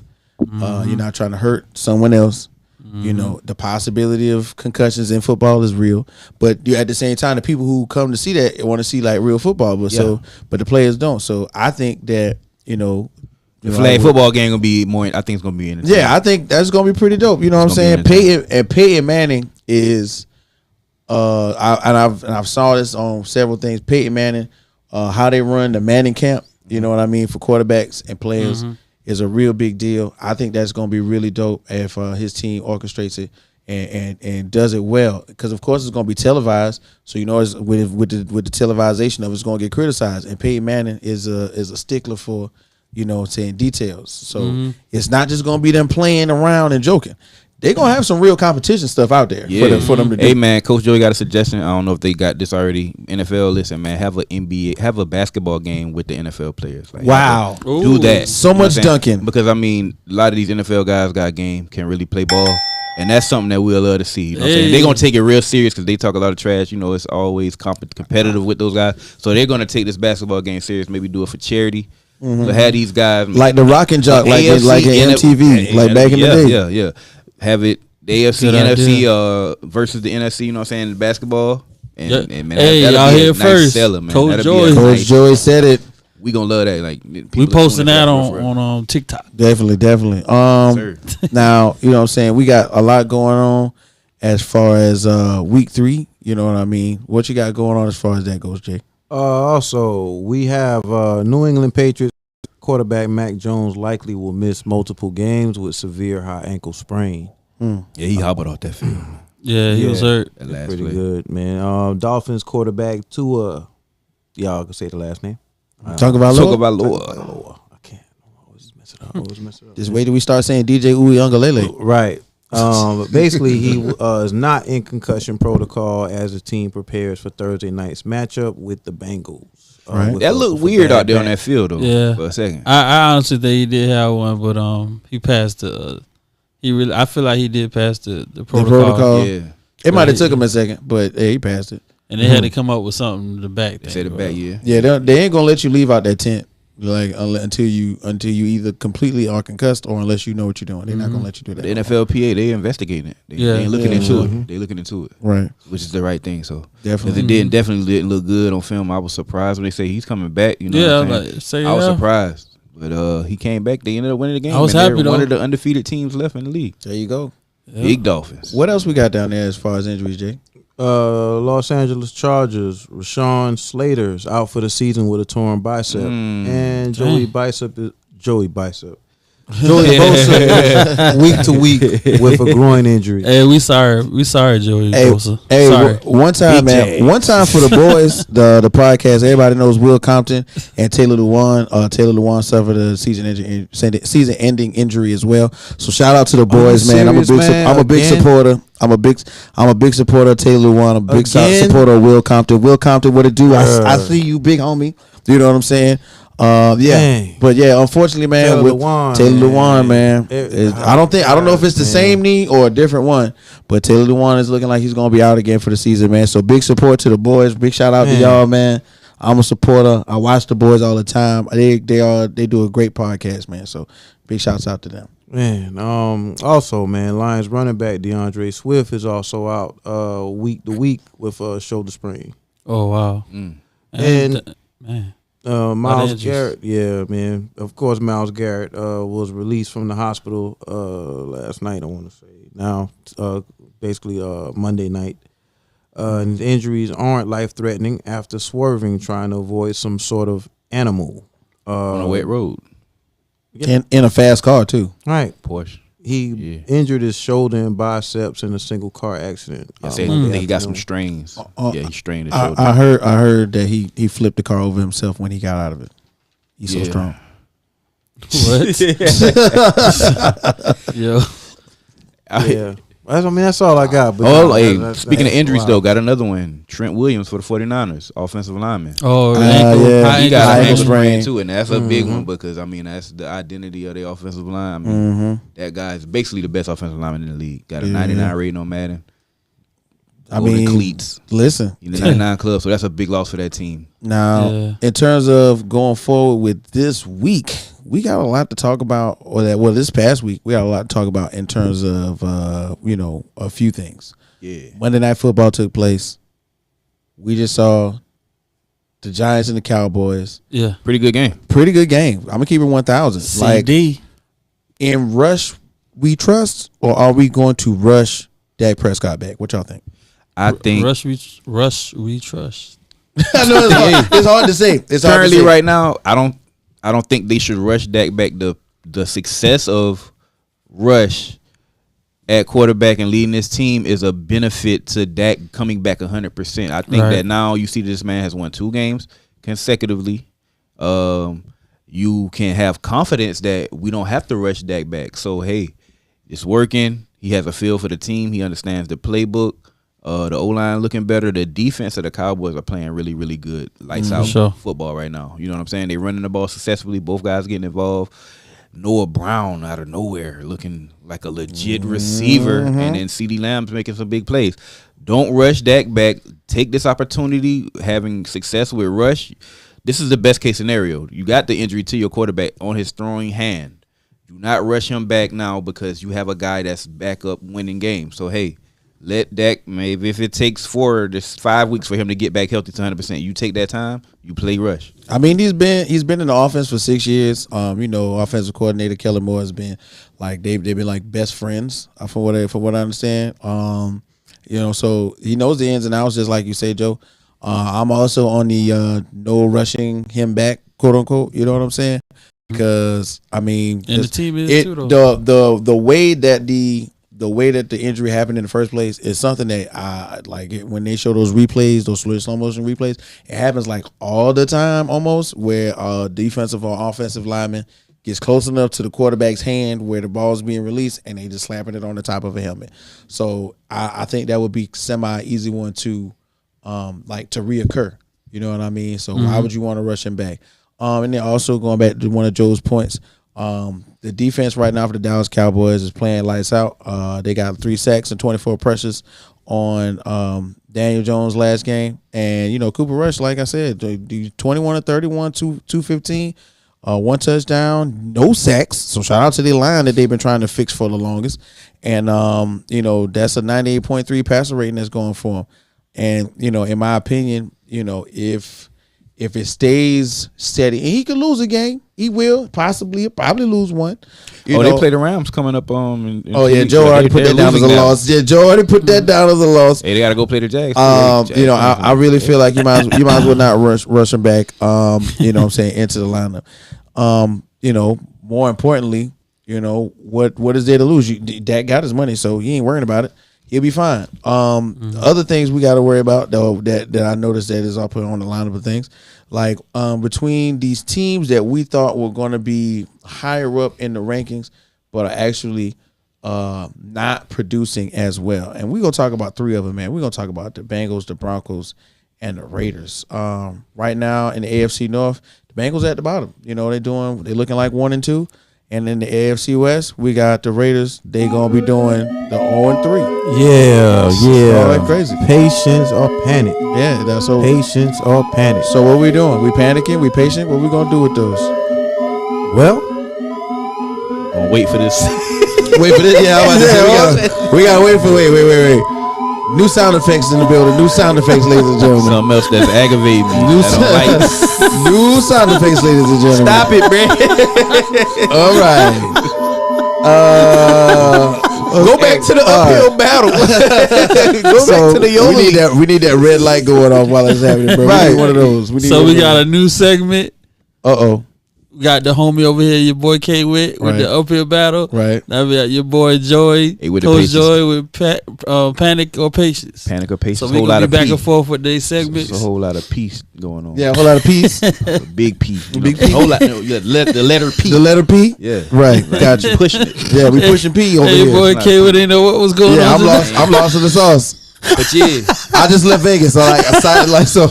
When the flashing lights and loud noises, I don't know. In my ears still. You like when you in Vegas, you hear some loud noises. You play normal. Like just keep doing what you're doing. Ignore everything. Ignore it. You know what I'm saying? People like flashing lights, police officers, sounds like that. I'm gonna keep going. Yeah, but the 3 teams, the Denver Broncos from the AFC West, right? That is 2. They are 2-1. Okay. Then we have the Las Vegas Raiders, who are 0-3. Very surprisingly, you know what I'm saying? Nobody expected them to start their season off like that. Then you have the Bengals. Cincinnati Bengals.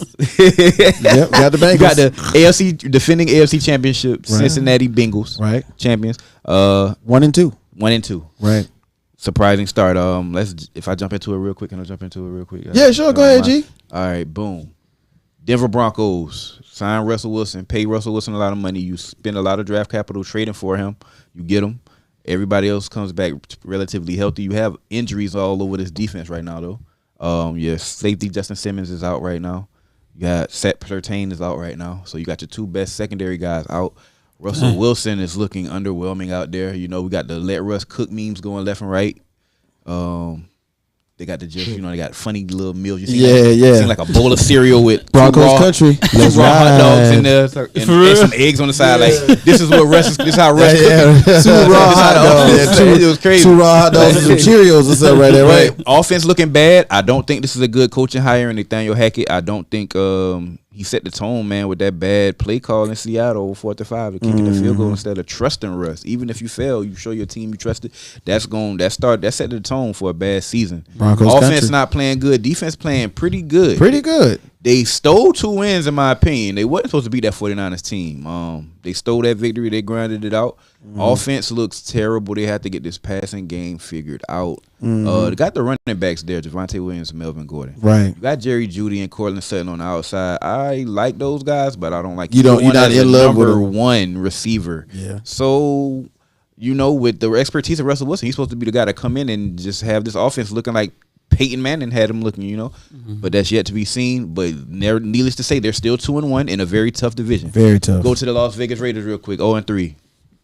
Nobody suspected that. We was all lost on that one, Joe, and I'm gonna put my neck out on the line. I watched this episode or so ago where I was very high on Oakland. I was looking for Derek Carr to be extra excited to be back with his best friend, his best homeboy. You know what I'm saying, and Devontae Adams. I'm gonna keep it 1,000. That very first game, we had like 24 targets. I thought that was way too dang on much. I think it was 17, but that's still a lot. Yeah, it was still a lot. And then we went to the second game where it was like 3 targets. I was like, wait a minute. Because you gotta hey, look, Waller gonna let you hear, like, bro, I know that's your guy, but I'm Waller. Renfro over there too, bro. Yeah, and then the third game I thought was like a composite. Like, okay, we got they go Hunter Renfro. There go Darren Waller. All right, Matt Collins. Yeah, they go Matt Collins. All right, Matt Collins had 19 targets game. Then we got Devontae. 19. Devontae did get I think his first Raider long touchdown the last game. So like I'm looking at it in a negative light because I said it. I'm thinking that's a playoff possible Super Bowl contender. But like the statistic went up yesterday. It's not very many teams. I think it was like only 4 that went started 0-3 and then went to the playoffs. But it's really not. I got a question. You think it's the coaching? You think it's Daniels? I don't like him as a head coach. Yeah. These guys Josh McDaniels not a good head coach. He's a good coordinator. He's a great offensive coordinator. Listen, bro. Name me a coach that came from the Bill Belichick tree that succeeded as coach. Romeo Crennel. He for coaching, 200. Where he coaching right now? He dead. Oh, yeah. All right. I'm sorry. I ain't mean it like that. I didn't know. He coaching God's team. I did not know this man passed away. R.I.P. Romeo Crennel. No. He's not dead. Oh, he's not dead? What was that? That's Dennis Allen. That's Dennis Allen. None of them are dead. Bro, one of them boys Nobody dead. So, buddy that said, we let him off the hook. Him. What's his name? Oh, Denny Green. Denny Green. That's what I think. Okay. He's not from the thing tree. Yeah, no. But Romeo Crennel, look, he's not a good coach. The guy from the Detroit Lions that just got fired. Matt Patricia. He's not a good. Josh McDaniels was in Denver before. Hey, that's a good one. We gonna do. He drafted Tim Tebow. That's what we gotta do. Hey, but he drafted Tim Tebow with the Denver Broncos, man. Right. Like he went and spent a valuable pick with Denver. He's not a good coach. Nah, I listen. This Josh McDaniels gonna be fired tomorrow. All right, yo, listen. Romeo Crennel gonna be on the comments like. To me, I don't think Josh McDaniels is a good coach. Honestly, he look confused though. Like he got everything he need to succeed. The team is there. Everything you need. He be on the sideline like pacing, like he don't know what he want to do. My counter to this is, and I mentioned it off camera. Like a lot of the older coaches who do a lot of the, who do a lot of the coverage of games, saying Sunday night countdown, Sunday, Good Morning Football, all that stuff like that. They are saying this is all, a precursor to the Stars not playing at all in preseason. You know what I'm saying? Like your starters need continuity. They need once again they go their word. They need to be playing in the preseason. You need like 2 series every game. 2. You know what I'm saying? You run the ball, you throw the ball. You need 2. And I think Las Vegas not having them, and honestly, and even Denver not having them. You know what I'm saying? Right. Those, especially with new quarterbacks and big and huge pieces. Because everybody was just like, so sure that those teams was going to be lights out. The only people that really might have could have got away with it, and is unfortunate is the Bengals, because the Bengals just not played in the Super Bowl, so they just was together. They pretty much got the same team, except the O-line. Except for the O-line. But the Bengals but the Raiders and Denver, they got really big, important new pieces that have not played together. They have not played snaps. Well, I mean, you just added a quarterback and the best wide receiver. Because I mean, Renfro and Waller was already there. Jacobs was already there. You just adding a prolific receiver. It shouldn't be that hard. And it's 3 games. After 2 games, now y'all should be able to gel. I mean, it's on tape. You know, you got. I ain't gonna give them a pass on that because they too talented to be 0-3 right now, bro. And the way they lost a lot of games, especially that game, man, they let these guys come back on them. Like, come on, you cannot have that. You lose to the Chargers in the division game, okay, that's acceptable. You lose, another 2 games, man. That's not. You gotta figure something out. All right, so what is it? Panic or patience with the Oakland Raiders? I mean, all of them need to panic. Las Vegas Raiders. No. You think Denver need to panic? Blow it up. I think Denver need to panic, but now I don't think the Bengals need to panic. We're going to get to that later. I don't think the Bengals about to turn up. I don't think the Bengals need to panic or Denver. I think the Raiders should panic. I'm going to be real. The Raiders, if they don't get this next one, it's a wrap. That's a horrible start to the beginning of their season. Then I'm gonna say the Bengals, they might need to have patience because they did bring a completely new offensive line that's not gelling in. So they need to be patient, but like the offensive line coach who getting that check for that, he need to be panicking because they're gonna fire him. Make sure you deliver some good flowers to the hospital for Joe Burrow. Yeah, right, exactly. They killed. They need to run Joe Mixon. Well, they giving Joe Mixon some touches. Yeah, they Joe Mixon a little bit more involved. And then with Russell, I don't want to be that person, but I don't think that his skill set will transfer with his age, like how Aaron Rodgers or Tom Brady's skill set transfers well with the age. Russell's skill set is basically predicated on him being able to be a mobile quarterback and he always had that good arm where he can still be accurate out of the pocket and on the move.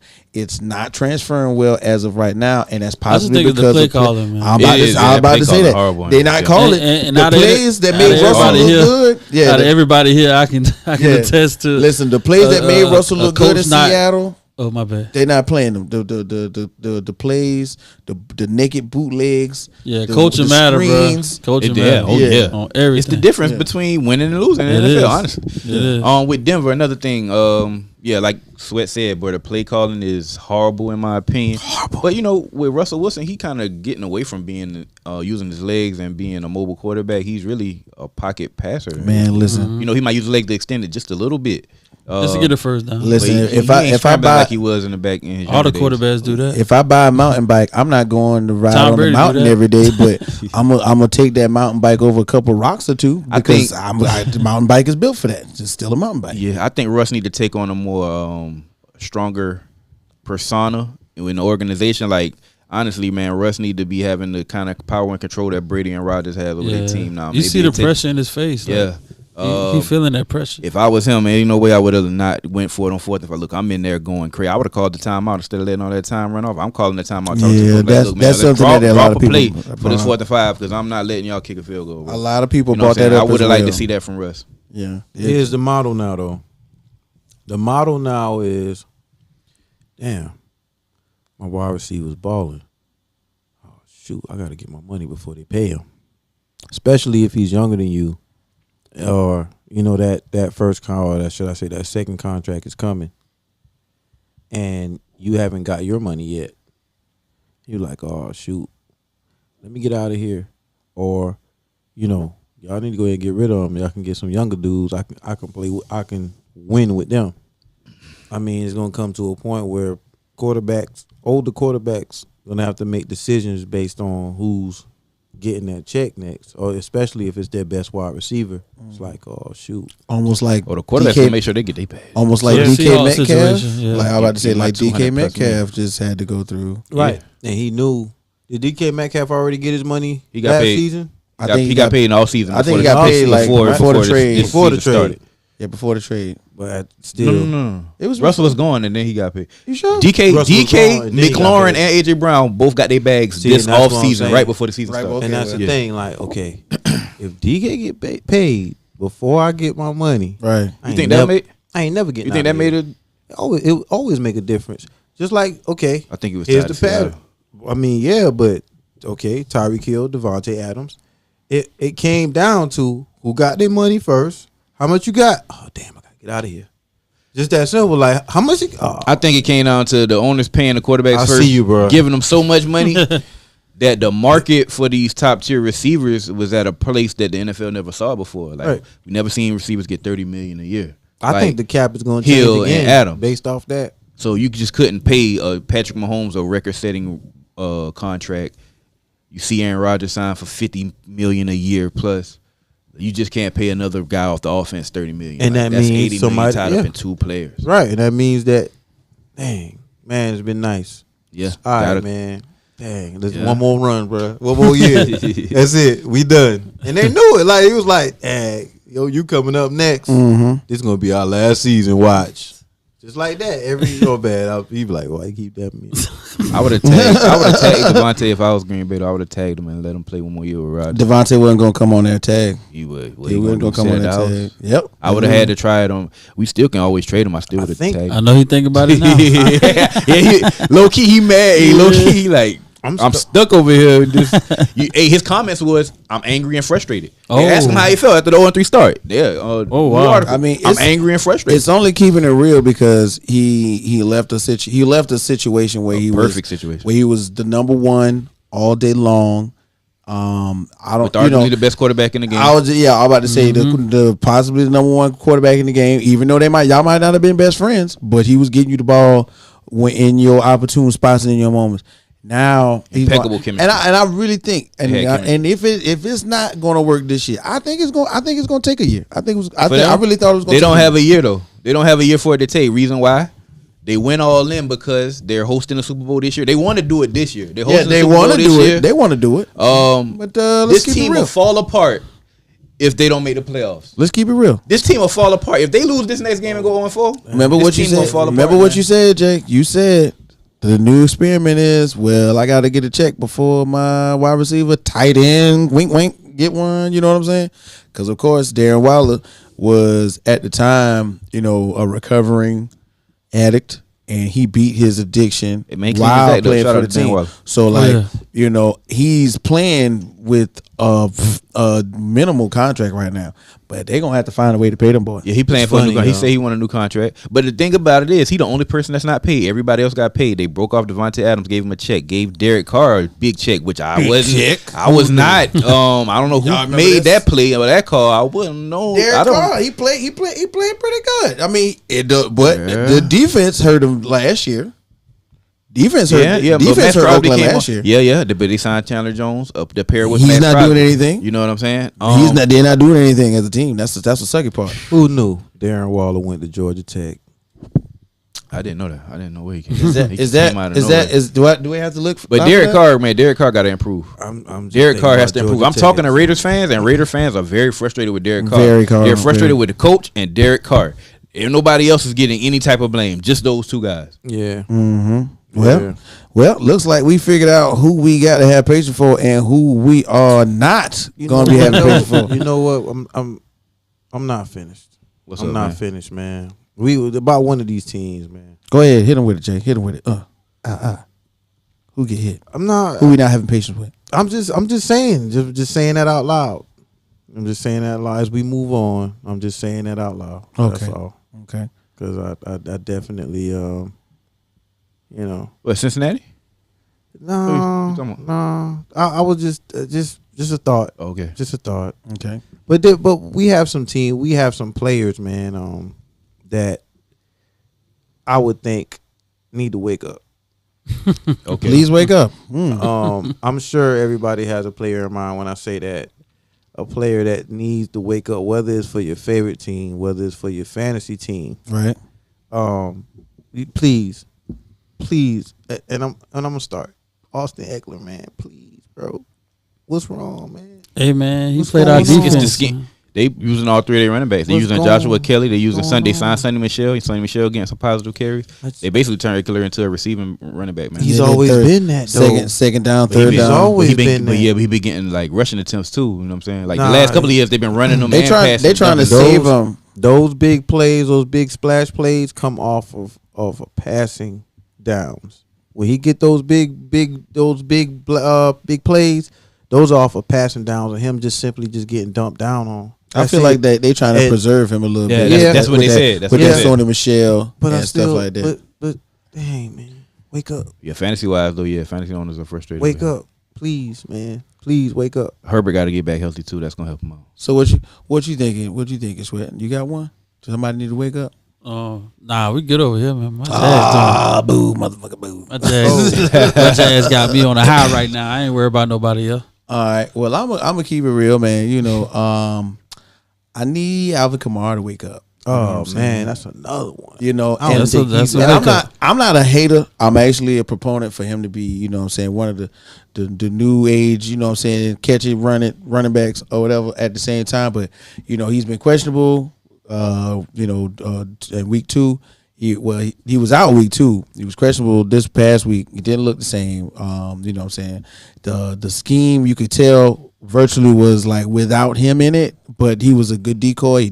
He put on some, I ain't gonna lie, he put on some, even though he was hurt, I can tell, he put on some hard blocks for Jameis Winston to get the ball off this past weekend, you know what I'm saying? So he's still out there doing some work, but I need him to be the Alvin Kamara that I saw when he was trying to get that check, that was walking up a hill with a Jeep Liberty strapped to his back with like 4 chains. Like, I remember that. I was like, dang, that boy is training. Okay, that is new age work right there. So big shouts out to Alvin Kamara, man. I need you to wake up my guy. Let's do this. I wonder if that rib injury giving him some pain. You know. What I'm saying? Yeah, and they say anything midsection, anything is hard to get, hard to come through. It's gonna hurt. Right. If I had I got a few, honestly. Let's start with my favorite football team, the Los Angeles Rams. I feel like Allen Robinson the second. Oh yeah. Hey, bro, I feel like he definitely needs to wake up, man. We trying to scheme you in. You got 2 red zone targets on our first drive. You dropped the slant straight through your hands. It went straight through your hands, bro. Oh man. Had a touchdown. You dropped that. We went back to you the next play. It didn't work out. Miscommunication. I think he's gonna have a special season. I think it's just some growing pains. Him and Stafford got to get that chemistry together. I think he's gonna eventually get it together and get in the right place. But I need that to be expedited, my guy. Like Cooper Kupp won a Triple Crown last year. We had a 32% target share last year. It's up to 35% now. Like, he even getting the ball more. It shouldn't be like that. We need you to take some of the weight off of his shoulders. And also Cam Akers. First game, Cam.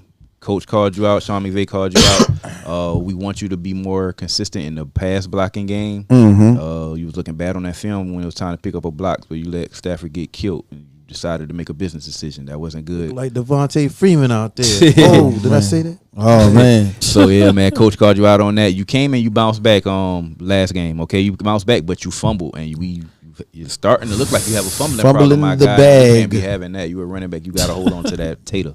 So man, I believe in Cam. I think he's gonna turn it around as well. But early in the season, those 2 areas really popping out to me, man. And that's just for my particular personal favorite team around the league. Derek Carr called you out. We just talked about you in the last segment. Wake up, bro. They gave you the bag. You know, a lot. They of people gave you your best friend too before the season. A lot of people were like, hey man, this is one of the most slept on, underrated quarterbacks in the league. What do you mean? Look at his resume. Look what he's been doing the last couple of years. Right. You get a even more established offense, and you get a big weapon, like a top 5 weapon in Devontae Adams on your team, who you have a rapport with, because you went to college with him. Right. You know what I'm saying? You guys are, real tight. You shouldn't be 0-3, bro. You shouldn't be. We're gonna blame coaching. We're gonna look at the quarterback. Quarterbacks get all the glory. You're gonna get the blame if you starting off like that. You 0-3, step your game up, bro. You in a division with Patrick Mahomes, Russell Wilson. You in a division with elite quarterbacks, man. Elite. Justin Herbert, who was next up. You know, Justin Herbert probably the best quarterback that ain't got his check yet. You know, so Lamar Jackson, but you know, like still working on his rookie contract. You know what I'm saying? Justin Herbert and Lamar Jackson are the two guys that's next up to take the league to the next step, the next level.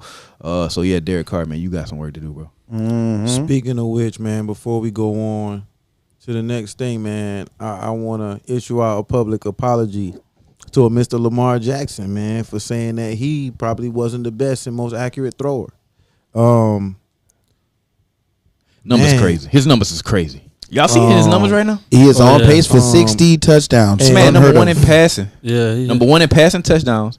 Number 4 in rushing. In the league. Like, Yeah, you know what I'm saying? yeah, the whole league rushing. and it's crazy. easy. It look easy to him for It's sure. crazy, bro. It's not, the thing that sticks out to me the most is the fact that, say, He ain't throwing no picks neither. he's not throwing any picks, but okay, this is not really most like a spread offense that he's throwing now. This is almost the same offense. Mm-hmm.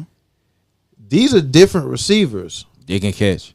That right. Andrews, the This GOAT. is the same. Well, No This shade, no shade to my boy Hollywood Brown, but they, Where This these is the hands, same. Where were all these playbook. hands last year? This is the same playbook. Right. You only got one receiver over here, one receiver over Duvernay and here, Bateman. Right. and a it's tight tight ends. end out They here, making- and a running back. The same offense. They doing like No 11 five personnel wide, right now. no, nothing crazy. Right, And these dudes are catching the ball. right. catching it. They actually passing it more. They're passing it like 60% of the time. And I'm thinking teams and defensive coordinators are so used to them establishing the run and being Yeah. predicated offensively as their identity as being a run first team that it's getting them caught off surprise that they're passing it. You know what I'm saying? Right. They get that Dobbins action just going. came back. It's going. Yeah. Now you got JK back. J.K. 'Cause Dobbins. They run to be real. They running backs look trash.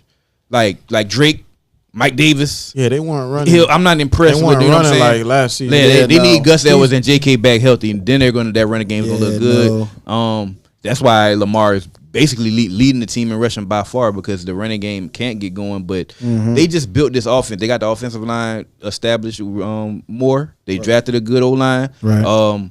You drafted Isaiah Likely out of Coastal to pair with Mark Andrews, so now you got 2 nice tight ends, and then Bateman. Their first round draft pick is looking like, hey, this is why we drafted him in the first round. Yeah, this they is why put we it- traded away Hollywood Brown they because put we him got in this with the young guy dogs coming early. up, Right. and Devin Duvernay Is Yeah. he's playing special return back. Yeah. Duvernay, Tardif. Catching deep balls, you know what I'm saying? And I really Yeah. think that this team this team loves Lamar Jackson. Lamar Jackson is the identity of Baltimore, the pride and joy of Baltimore. Yeah. This team wants to see him get paid. I feel like they feel more disrespected than Lamar himself. Yeah. They're like, how we ain't paying this dude? Look at what he does for this team. They want to see him get paid, man. And everybody following suit. I think Lamar is applying more preparation and preparing for these games. He's showing it through film. He don't got no Everything, clause for like- studying in his contract. So I'm thinking he's taking his game to the next level. And honestly, Ravens The make this bag- man the highest paid quarterback Listen. now, as opposed to having a full season of this. This man win the MVP, and then you have to like The set bag. a new standard, like Right. a new standard, like 300 million guaranteed or something. Like you don't Yeah. want to have to be that club. Go ahead and just make him the highest paid right now. You I like just that, get Joe. that, get that, get that, I get that like, deal. I like that. I like Get that that. deal done. I'm gonna Oh. tell some. Oh, what you got? You got. You know what? I do gotta please wake up. It's Oh, not okay. a player though. Okay. It's all these haters, man. Oh my god. Understand? Our team is good. Oh man. my god. Hey, and do y'all you see winning the the track division, record right ain't now? Y'all don't woke up to Y'all winning Do the you see the division, track record right now? We You woke feel up what a I'm saying? sleeping giant. Do y'all see the track record them right boys now? look at it. don't use Hey. the term track record when you're talking about the Jags. What though. you Look mean? at, look at our record Hey, this see what I'm year. saying? Say, look at our Just record don't currently. use the Team term look good. track That record. defense looking Just good. think about that. The defense looking good. Offense too. Offense too. We Hey, scored the look. most points this week. Trevor Lawrence look We good. scored the most points this week. Hey, Doug T-Law. Peterson is a good coach. See what a good coach Don't do? use the term Doug track Peterson, See what a good coach quarterback do? No, this whisperer. year's track record is Track showing. record does does not mean James this year. Robinson too. James Robinson a James top 3 running Robinson. back right now. Etienne coming out there looking like Christian Kirk is balling. Listen, Hey, look. Doug Peterson, kinda, bruh. It's kind of That division wide open and It's about Jacksonville to be looking like, hey, special, look, we man. finna take it. It's about to be special. And they disrespect us and put the Titans up on top of us on the power rankings. I don't like this right now. I don't like Shout out to Jayville. Shout out to Duval. Hey, you know that team everybody talking about, the Eagles, Oh, saying they the best team you in the coming league? for Y'all 'em? play them this weekend. Yes, we do. Coming for I ain't gonna 'em. say nothing. I ain't gonna say Coming nothing. for 'em. I ain't gonna say nothing. All right. But hey, man, Hey, Doug Peterson coming back to commentators- Philly. This a big game. Yeah. That's a big game. He gonna, Yeah, I think yeah. y'all gonna dial up some plays. He I think gonna- y'all he gonna gonna- like Hey, get man, the Yo, cherry what rating. if he It's gonna called be the interesting. Philly special in Philly? with the Jaguars. They'll pass out. Hey man, I'm gonna say it like Josh Allen say, man. See ball, get ball. That's all we do. Yeah, that's all see we ball, do. get ball. Hey, Allen Walker. We do that every week. I know playing that defense plan. Listen, I know somebody who's not seeing ball, getting ball right now, and I'm gonna bring it up because I'm a real one. Yeah. We gonna talk about Matt Canada. Wake your old. Oh wow, yeah. Several the Steelers. Several other expletives that we're not gonna use on the show right now. But Matt Canada is the offensive coordinator for my Pittsburgh Steelers. Wake up. And I really want him to wake up because I'm gonna just keep it real, man. Right now we got like a Jeep Cherokee. I'm not saying I don't like Jeep Cherokees. I like Jeep Cherokees. Yeah. You know why? Y'all had last year? That's the same one. No, Matt Canada. No, this is this first season. Listen, Matt Canada was in another position, but he wasn't the offensive coordinator. Oh, that's what it was. All right. So what I want to say is, if you realize, okay, let's say, okay, you got Escalades and you know what I'm saying, you got a Jeep Compass or something like that. You got a Kia Sorento, Jeep Cherokee, please, just one time. Mitchell Trubisky, in my opinion, is a decent quarterback, but he's one of those quarterbacks when he. Listen, but he's one of them quarterbacks when he is in motion, when he's moving, he has the arm strength and the accuracy that'll help. If I got him standing back there for 4 or 5 seconds every play, he not getting to do what he do best. Honestly, the Pittsburgh Steelers way, well, I can't say that either. Is running the football. I can say that way, but when it was Big Ben, you need that shotgun, man. You need that person that can find that. And he can do that. Look, but I think Kenny better at that, but like standing in the pocket, finding the open man. Kenny Pickett is actually more of a quarterback. I think that's what y'all need. Y'all don't need no. Must play be don't know the action. playbook because why is he not playing? Kenny Look, Pickett? y'all got Pickens. It's a reason. Y'all got Pickens that made the incredible OBJS catch. Yeah, you saw that. Shout out to earlier the week man. before Deontay Deontay Johnson made the left hand. one hand. Yeah, that's modern day still football. You got the weapons right there, bro. We You got the Freiermuth. I don't think that. What's going on? I'm telling you, I honestly don't. I don't think it's the offensive coordinator. I think it's the quarterback. I don't think it's the quarterback. I really think it's the fact that they're calling plays that make them off center, and then they're like, well, Kenny Pickett is not going to be doing y'all any O-line better. too. Yeah, Kenny Pickett is not going to do O-line any trash. better. Is in my opinion. Is he gonna come in there and look good? Yeah, he gonna look good. We ain't never seen him before, so of course it's gonna look good. Mm-hmm. But is he gonna do any better than Mitchell Trubisky? No. Might as well throw him. We might as well see it because we know what Mitchell Trubisky gonna give you. Okay, we seen him on Chicago. Right. We seen him as a backup in Buffalo, and now he's on his third team. He's not a NFL starter. Got to be He's a squashed, for quality real. number 2 backup for an NFL franchise. He's not a starter. Go ahead and get throw Pickett into the fire. And let's see what he got, man. Let him grow up with this young team. Pickens week Let him 6, grow up man. This team is young now. Pickens week 6. Let him grow up with the team together. Let him grow together. Pickens week 6. Week 6. Pickens week 6. Hey man, what we got going on after this, man? What the? Oh man, we was talking about this clown earlier, man. Oh man, tell him why you mad, son. Tell him why you mad, Jay. Nathaniel Hackett, bro. Listen, don't ever do that mess again, bro. Man, if I sit up, man, and watch a Sunday night game or a Monday night game or a Thursday night game, any game, and I wake up and it looked like the same thing I saw when I fell asleep. The exact same. It's a low scoring game. I woke up. Nah, I really thought. Oh, I really thought. I really thought, like, you know when you doze off for like a commercial break. Yeah, you wake back up, say and you wait, and somebody happened to catch you as soon as you know. And it hit you like that, you know, right? And you know, like, damn, I ain't even get to. That was like a 5-second doze off. Yeah, I ain't even get to put my head down for 5 seconds, man. That was about to feel great, right? Happens all the time, like that. That's what it felt like, right? But 2 quarters went by, bro. 2 quarters went by. It was the same thing. I want to say it was the same score. Man, that score was trash, dude. Where are you picking from? What are you getting your plays from, my man? I don't even What are you doing? I'm telling you. What are you looking at? It was when they talking in the headphones and they saying it's not working. What are you doing next? They really need to play. What? You know how they need to play? They need to play like the football. Cleveland Browns. Football. Like How about football? Any type of How football. about football? Regular football. I'm sorry. How about football? Smash my football. Try that sport. Let's try that. Let's try that first. Let's Right. play football, and then let's see what we can do from there. Let's try playing football. Regular football. Now rugby, You know what I'm saying? Not football. I don't know how you got two. I wouldn't say outstanding backs, but how can you not figure out how to get two backs open? Two of them. Two good backs open. Just put them out there together. Dose. I don't care. Put a freaking receiver at a left tackle or something. I don't care. Just let them go, bro. Get creative. Let them go. What's going on? You think Russell Wilson might be the problem? Trying to do too much for him? I think so, man. I think it's a mixture. I think that's why he's messing up with the play call. He's trying to center too everything much. around. First of all, he's way over his head. As a coach, he's way over his head. Like he's in over his head. Like he looked like he in over his head. Damn, this ain't the same stadium I was in with. Like I don't know what he's looking at. I just think he's not good at being a head coach and an offensive coordinator at the same time. A lot of I people aren't. I think if he just was the offensive coordinator, people, that's all he had to worry about. Yeah, a lot of coaches aren't. And a lot of coaches need to stop doing that. And I'm gonna keep it real. I love my coach, and Coach Tomlin. Coach Tomlin is one of them people where he tell you right now he delegate all his coaches. He do not be in there. He don't be in their faces all week long. That's a great. But when it's time to like be on the field and he can tell something wrong, he'll get on them. Coach Tomlin let them boys do what they do, man. I could have worked Sunday, but you stay home to put your eyes on the game. Enjoy the game. The game had its eyes on me, man. Word.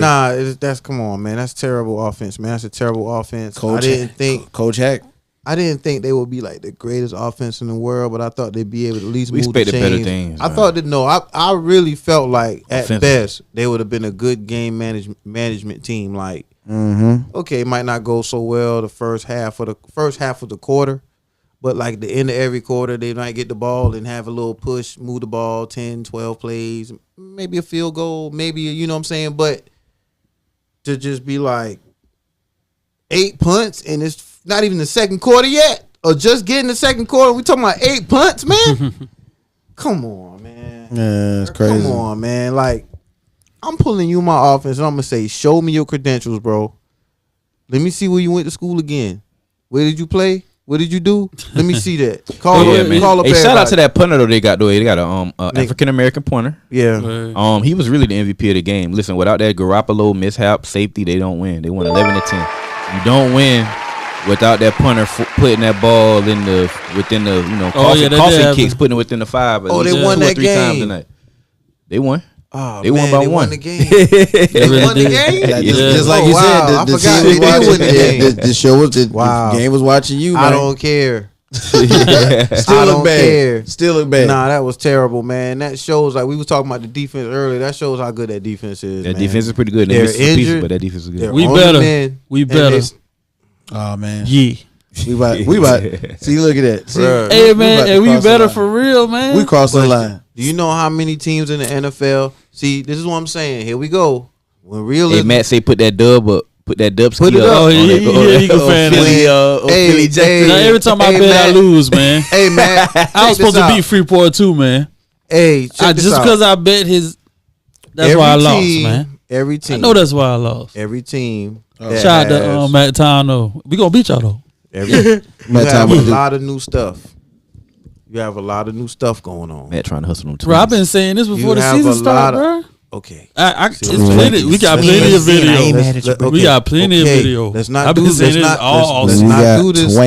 You've been able. I've been talking good. I said my defense. Yes. And I said y'all sleeping on our offense. Okay, well, we got the pieces together. What a difference a good coach taking off. Exactly. I didn't finish saying well. You taking off already. Twinkies. That's why I'm mad. You taking off already. You taking off already. Didn't even say anything yet. Let's go. Because you were looking for somebody to and it was me. It happened to be me. Yeah. So please, I was the person that was there to listen to you. Right. I'm listening to you now. I got a lot of new stuff going on in the NFL. See what I'm saying? He doesn't want to hear realism. I don't like to hear broken records, man. I just don't. See, that's why you. Nobody said. That's why you should not like your team. I'm listening. That's why you should not like your team. I'm listening. So, here's the deal. You have your seasons. You basically have things that happen. You have a lot of new stuff going on. Mm-hmm. If you want to pick out a team who was hard to actually catch a strategy, a defensive strategy for, it would be your team would be one of those teams. Are you serious, bro? See what I'm saying? You just can't make me good, bro. Like, I didn't say. I never said you're not good, bro. You it's just coming that, up with stuff, bro. What are you talking about right now? This is boring. You lost 18 games in a row on the road. You talking about the past, bro? You talking about the past, bro? See what I'm saying? No, you sound just like three games and it's the past. Just like I said, the analysts, it is a new season. Analysts, commentators, people like this, they need to wake up. Look at what you looking at. 24-0 against the Colts.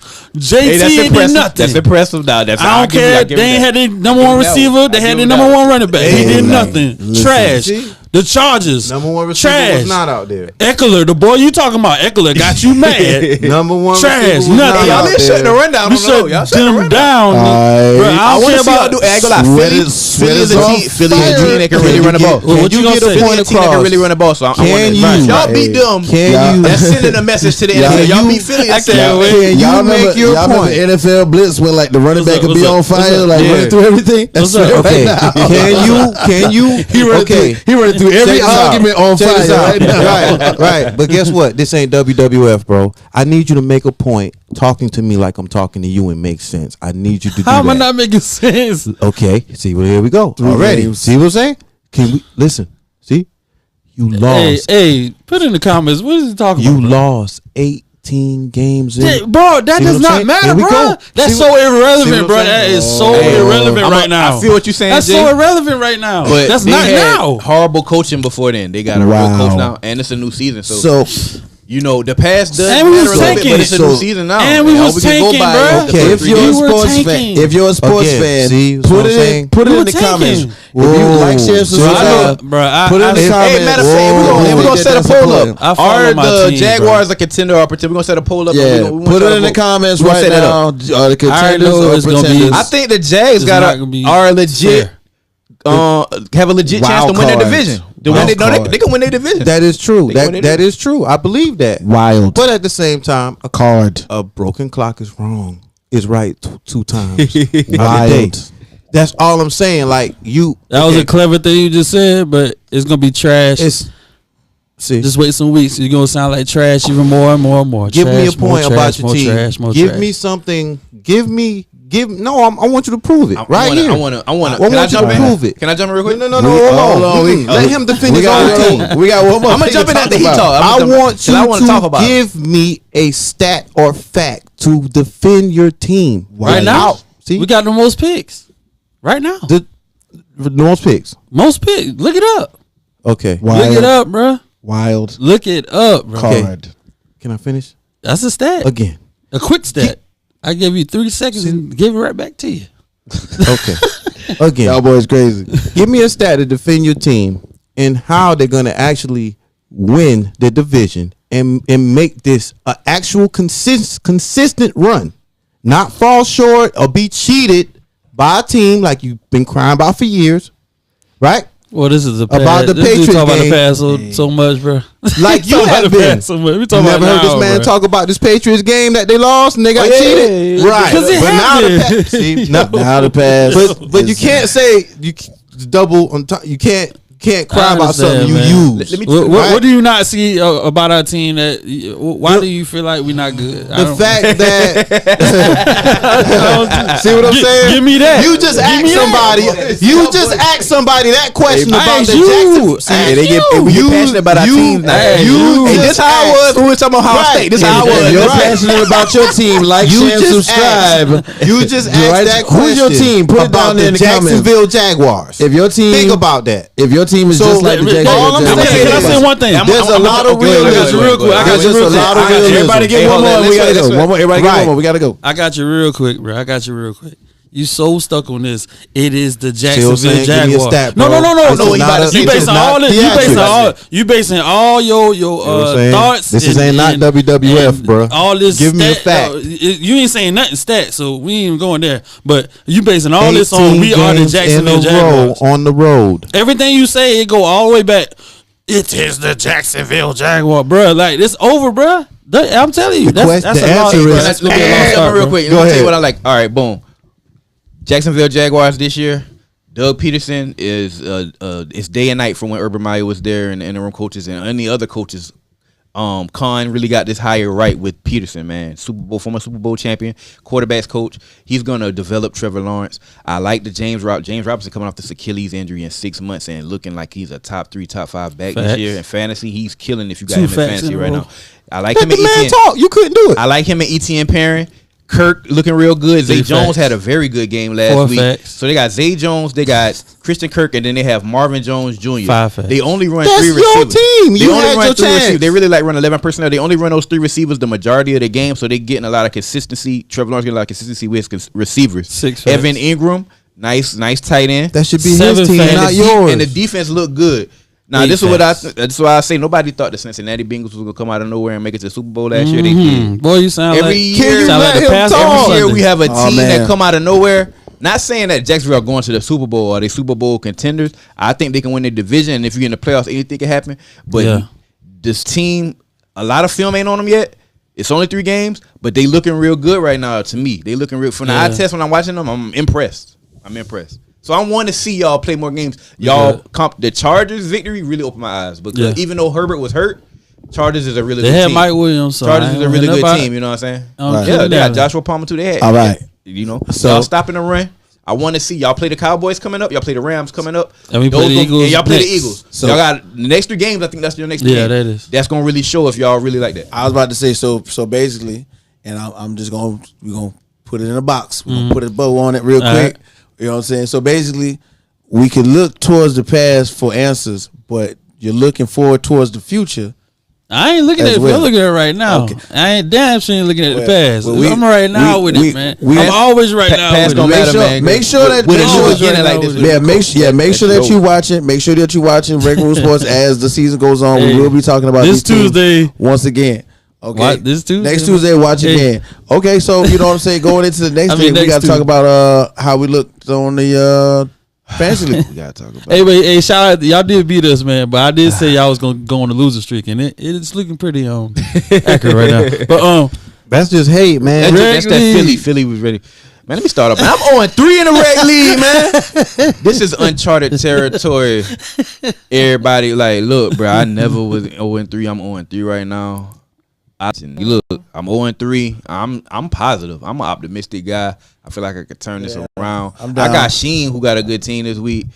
Can't go 1-4. I know Sheen want to beat me. He gunning. We competitive. We gonna see. See what I can do, man. But I need. Oh, y'all play each other? Yeah, we play each other this week, baby. Let's go. I'm down. Yeah, man. Let's go. I ain't trying to be on what's that about next week. I'm down right now. I'm gonna shout out the winners real quick. He already got it. SC Inferno. He brainstorming for ideas. Like, what I'm gonna do? SC Inferno, which is Freeport. He beat me on Sunday service. 148-28 to 144-80. It went down to the wire with the Bucks and Packers game. We both had players on both teams. Shout out to you. I owe you $20. You get that cash out of me. 20 twin. All right, we got the next game. It was RPGs beat Cheat Code, which is RPGs is J and Cheat Code is Treg, big body. 121.80 to 103.42. So pretty, good deficit. We got Greatness Incarnate, B Will, The Juice, Kareem. Shout out to Kareem. 168.68 to 109.34. We got Run Amok, Macomilly, aka Coach Joy. That me. Went against Dipset, which is Vito. Vito beat him 142.36 to 125.44. Patterson turned up in that fourth quarter. Bro, yeah. I was mad. Up out of there. I was still mad Vito got him. I always try to get him on my team. But this year I was. And then we got Sam, the Jack. You know what I'm saying? He beat straight out of Tomlin, which is your boy YaBoyKWhit, 142 to 108. I just want to shout out the scores real quick, but we can go back to our conversation on I think we're gonna move forward because I know we got like one more thing that we really got to keep on going to. Like who really, because we already said who we want to step up, right? And now would that also include some with like, does anybody have one in fantasy that you want to step up? My guys just got to get healthy, man. I mean, Herbert get healthy. Bro. Yeah, it was pretty much the same for fantasy. Pretty much the same.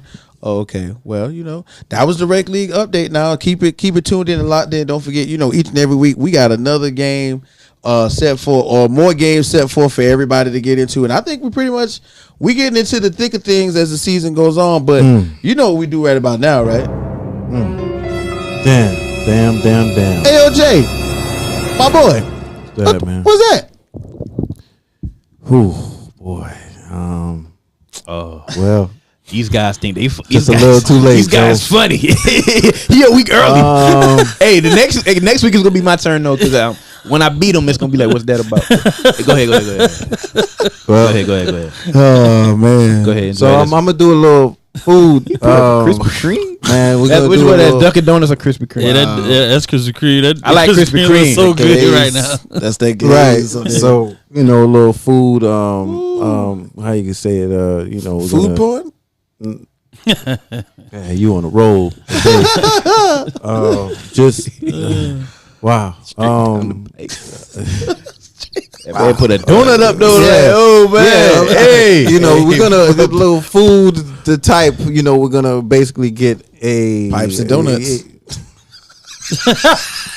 Bruh, what's going on right now? Bro, we need to send you back. What's to Vegas. that about?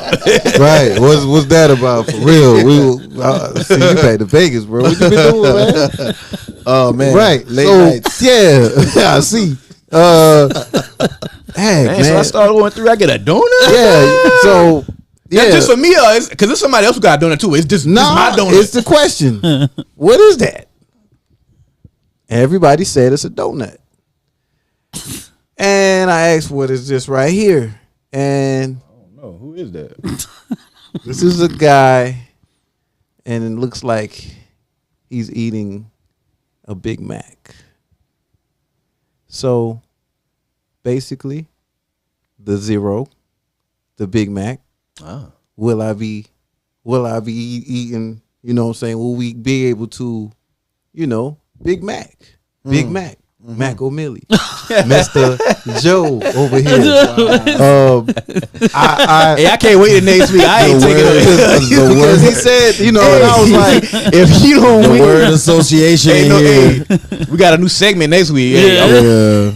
that's my it. Win. my spidey Thank sense you. is tingling. The same person that My knocked it out my spidey sense is brain. tingling. Word association. There you go. Because I swear he said whatever he said. And, dang. Yeah, that Vegas trip, boy. Yeah, man. Crazy, man. Shout out to money. pull up a Sleep, donut. yeah. Shout out to money. Shout When out we to going to Amsterdam next? right. When we going to You Amsterdam? gotta go to Dubai, baby. We going far. So yeah, hopefully I get to celebrate, man. What's a food that looks like the number one? Since we count wins and losses. Now, I done named too many objects today, so I'm out of this one. It's gonna be used So next yeah, week. honestly, man, what this is about is it's just this is week 4. It's week 4. I have Mr. Macomilly across from me over here, who happens to be on the donut at 0-3, which man in whole lot of football in left. 3 weeks, man, that can change. That could all change. I got work to do. I'm ready So to do it. no, he said he's never started off like this. This is Uncharted territory. yes, uncharted territory where I don't know. It just this- happened that way, it's man. weird. Shout out to the whole My rec team's league. scoring, by the way, bro. It's just that I'm running into some guys. There's a lot of who stuff had going on, special man. weeks, This is- bro. I ran into Buddy when the Lions went off. I ran into a guy who had the Lions. You know what I'm saying? It's been a record for how many games they say finished within 1 point.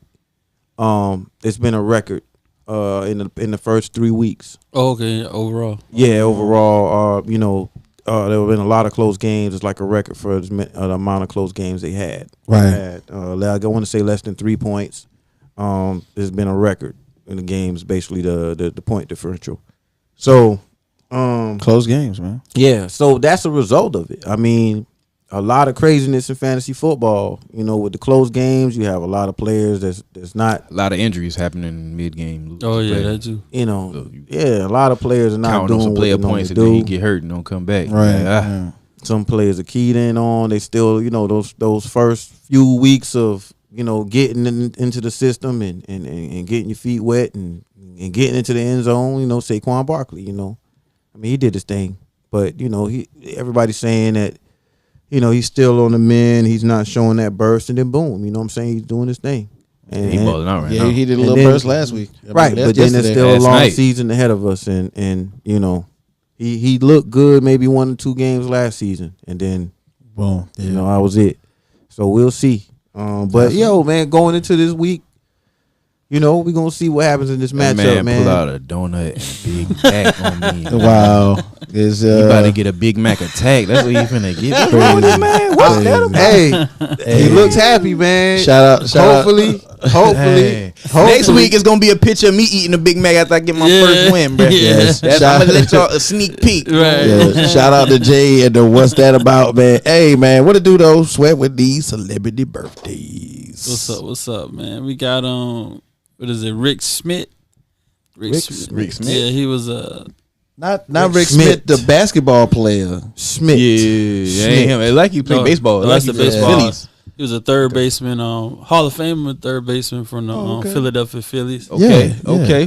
We got your boy Lil Louisiana, Man, Lil Wayne. Weezy F, baby. Please say the baby. Please. I can't believe he just only 40. Like, I feel like we grew up with this man. You know what I'm saying? I mean, started from like 14 all the way up to now. Dog. Really, that's a long time. He was definitely a part of our high school, college life. Look, arguably the greatest rapper alive. Arguably the greatest rapper of all time. Listen, like his work ethic was crazy back then. The No Ceilings mixtape, from the mixtapes from it was the Carters. It was all year long, every year. Everything, bro. I mean, the Gangsta Grills, the dedications. Like, right, listen, bro. One of the most lyrically talented artists of all time. Right. Only 40, so much great track record, dog. We grew up with this man. We watched this man transcend. I really want to say that he's the only rapper in history that has been a kid in rap and grown up, and it's still has been even more successful as an adult. Never fell off. Music and art got better, and he put others on. Yeah, and really if you look at all the rappers, man, they emulating him, man. First artist with face tattoos. Look at every other your favorite rapper got a face tattoo right now. You know what I'm saying? All these young kids, you know what I'm saying, just starting a lot of trends that's gonna exist for the next generation of this rappers and the next generation after, you know. Came from him. That's right. Carter. Shout out to that's Steve arguably one of the best coaches of all time. Wow. Steve Kerr. Also one of the best bench players of all time as well. Yeah, with Michael Jordan, of course. Steve Kerr, shout out to Steve Kerr, man. Shout out to Mr. 305. I feel like he need to get more respect than he's been given. He's definitely been the coach for the Warriors, all those 4 championships. Yeah, and let me name somebody else that punched Michael Jordan in the face, got away with it. Yeah, ain't got a ring. I don't think that happened. He ain't got he got punched in the face. Punched he had a black eye. So the point is, Steve Kerr stuck his chin out and he pushed him anyway. He didn't care. Yeah. Oh yeah. He pushed stood him. up. He stood up. Yeah. The same thing goes for Trick Daddy as far as TWD birthday. Punching Michael Jordan. Trick Daddy dollars. Yeah, Trick Daddy dollars birthday. Hey, bro, how his restaurant was real quick when we went that food. Oh, Sunday, man. I wish I can get it every day, man. It's a wide selection of it's the 305 well seasoned food like that Sunday seasoning. I don't know. Check out his he got seasoning podcast. His cooking show. I got my pots, you know what I'm saying? I got my pots. You know what I'm saying? Yeah, I got my pots. Yeah. A great show. I look at every episode. I want to watch the one with Boost. Yeah. Oh, you got one with Boost? I think so. He's supposed to have one with Boost. Oh yeah, I gotta watch. It's coming up. That's a good one. That's a good one. But hey, Boost got a drink champ coming up too. That's Lord, that's gonna be a 4-hour drink champs. That's gonna be a long one. That's gonna be a long. Shout out to drink. Shout out to everybody that doing their thing, man. We definitely look up to y'all, and hopefully people look up to us. You know what I'm saying? We on the way, baby. For sure. I still can't believe this man put up a donut in the Wow. I was completely blindsided by this, America. I didn't know this. Hey, look, I wasn't debriefed. I wasn't briefed on that. You know?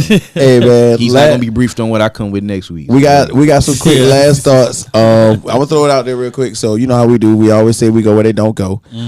Big shouts out to James Hatley Jr. from out of Texas. Unfortunately, he's going to be suing. The Equanos doctor, which is basically the horse doctor that was set to do a quick short operation on his horse. The horse name is Black Lives Matter. Y'all probably heard about it. It was supposed to be in the Kentucky Derby, but they took it out. The horse Black Lives Matter was supposed to only be castrated, and you know what I'm saying, the the productive juices, of course, y'all know what I'm talking about, was supposed to be saved for reproduction or whatever. But somehow, some way, some way they killed the horse. They killed the horse. They killed the horse. Crazy. Yeah, the operation, they lied about why they had the horse for 3 days. James Hadley was trying to get videos, show me my horse, let me see he's okay. But somehow, some way, when they finally saw the horse after the operation, the horse was malnourished, dehydrated, and it died 2 days later. So James Hadley Jr. is the first black, and his family was the first black man to race quarter horses in Texas, and raise quarter horses in Texas. The horse Black Lives Matter was actually slated to be in all of the Triple Crown events for this year.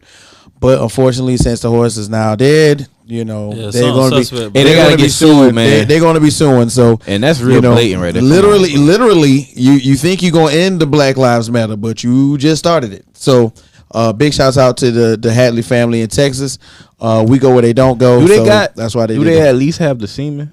From the horse? I don't know. I'm not sure. But they don't even got that. Like, look, that's money. Like, that's, I can't even have his son. I can't have the next one. Horse racing, horse raising, and rearing. That is like $1 million business. So if they don't even have the horse's juices, I'm about to sue you. Yeah, I'm about to sue you. I need extra $10 million. Right. They call pain it and suffering. They call it quarter horses for $1 million because it dang near costs $250,000 to keep the horse fed, worked out. Oh yeah, I heard that's a lot of money just in to shape, keep right? And by the time you put that horse on that track, that horse is pretty much about $250,000. I mean, an animal lost his life, and a dream died, and years and years of work. Because I mean, that takes years and years of preparation to get a horse to that level. You know, right? So crazy. You know what I'm saying. Shouts out to James Hadley and the Hadley family out there in Texas. You know what I'm saying, of Hadley Farms. You know what I'm saying. We salute you out here at Red Room Podcast, man. You know what I'm saying. Hit us up, like, share, and subscribe. Make sure you go look at the information for yourself. You know we like to Google in here, so Google it for yourself. Go look at it on your own, and let others know. Let others know. Yeah, let others know that horse was on the way, but for some reason, you know, you can't kill us like that, but you can take out the horse. That's all I'm saying. Anyway, we're gonna go ahead and get to the end of the show. Anybody got any last thoughts? Yeah. Welcome back to the NFL, Herm Edwards. Who somebody gave him a job? No, you just. But somebody needs to hire him and put him on his staff because he deserves. You know what I'm saying? Not saying he deserves, but he was done wrong in a situation. Oh, okay. And I think he deserves to be let back into the NFL. You know, somebody hook him up, Lubby. Somebody, doesn't have to be black. I don't care who you are. Romeo Crennel. Somebody, look out for him. They did him wrong at Arizona State. That's all I gotta say. They definitely did him wrong. What was that about again? They were leaking. They were supposedly leaking plays and to the opposing team that they're playing. Yeah. So basically, you be able to shut him down to expedite him getting fired. Right. Like people within the Arizona State alumni, I don't know if it's boosters, alumni, or they just be fellow trying. I don't know who it is. Every time. AD, we don't know who it is, but they basically was leaking the opponents, leaking plays. All my life I had to fight. You know, that's unheard of. Now you talk about never heard they that. got it. You talk about suspending Ridley for the integrity of the game, suspending Ridley for a year in the NFL, even though it's NCAA. Like when they got to come down hard on this. Like they got to find out who's behind this and get rid of them. Well, you just disassociated with shout out to my uncle Herm Edwards, and the man. university forever. Crazy. Hey, but man, I want to talk about the World Cup, man. World Cup coming up in Qatar, 2022, man. It's gonna be interesting, man. It's gonna be very interesting. I'm just ready for that. Match. You know, listen, football is my favorite sport, then basketball. My third is soccer, and it's nothing like the World Cup, man. It's coming to the U.S. in 2026, but this year it's in Qatar, and man, around the world, it's just a global event. Countries around the world, everybody's gonna be tuned in. You know, soccer is not that big over here in America, but across the world, it's the biggest, most popular sport. Most definitely. So most definitely. I'm interested in watching the World Cup, man. That's right. Hey, man. Well, I think we covered all grounds. Dude. Oh yeah, hey, 76ers down here in Charleston, South Carolina. 76ers in Charleston, South Carolina. All the groupies calling all the groupies. Hey, Harden, bro, stay out of Generation X, bro. Hopefully they won't get caught ratchet in there, my boy. Hopefully they won't get caught up in the tornado hoopla, but they'll be able to practice in jail and get some more continuity. That was the word for today, continuity. Sound like you said out of your team. In jail. Yeah. What happened to you this weekend, man? Practice in jail. I thought you said practice in jail. No. I got a lot of continuity. Man, what you been through? What you been through this weekend, man? I did that, but yo, you know what we do, man? Each and every week, the podcast of all podcasts. Forget what he's saying, dude. Hey man, Rec Room Sports. Like, share, subscribe. Make sure you tell your people, tell a friend, and tell a friend that we'll be back again. Shout out to my boy T Sweat. Shout out to Macomilly. Shout out to my boy Jay on the MIC. And it's your boy YaBoyKWhit, man. Your mama #1 draft pick. I'll be back next week, Tuesday. What to do though? We out, baby.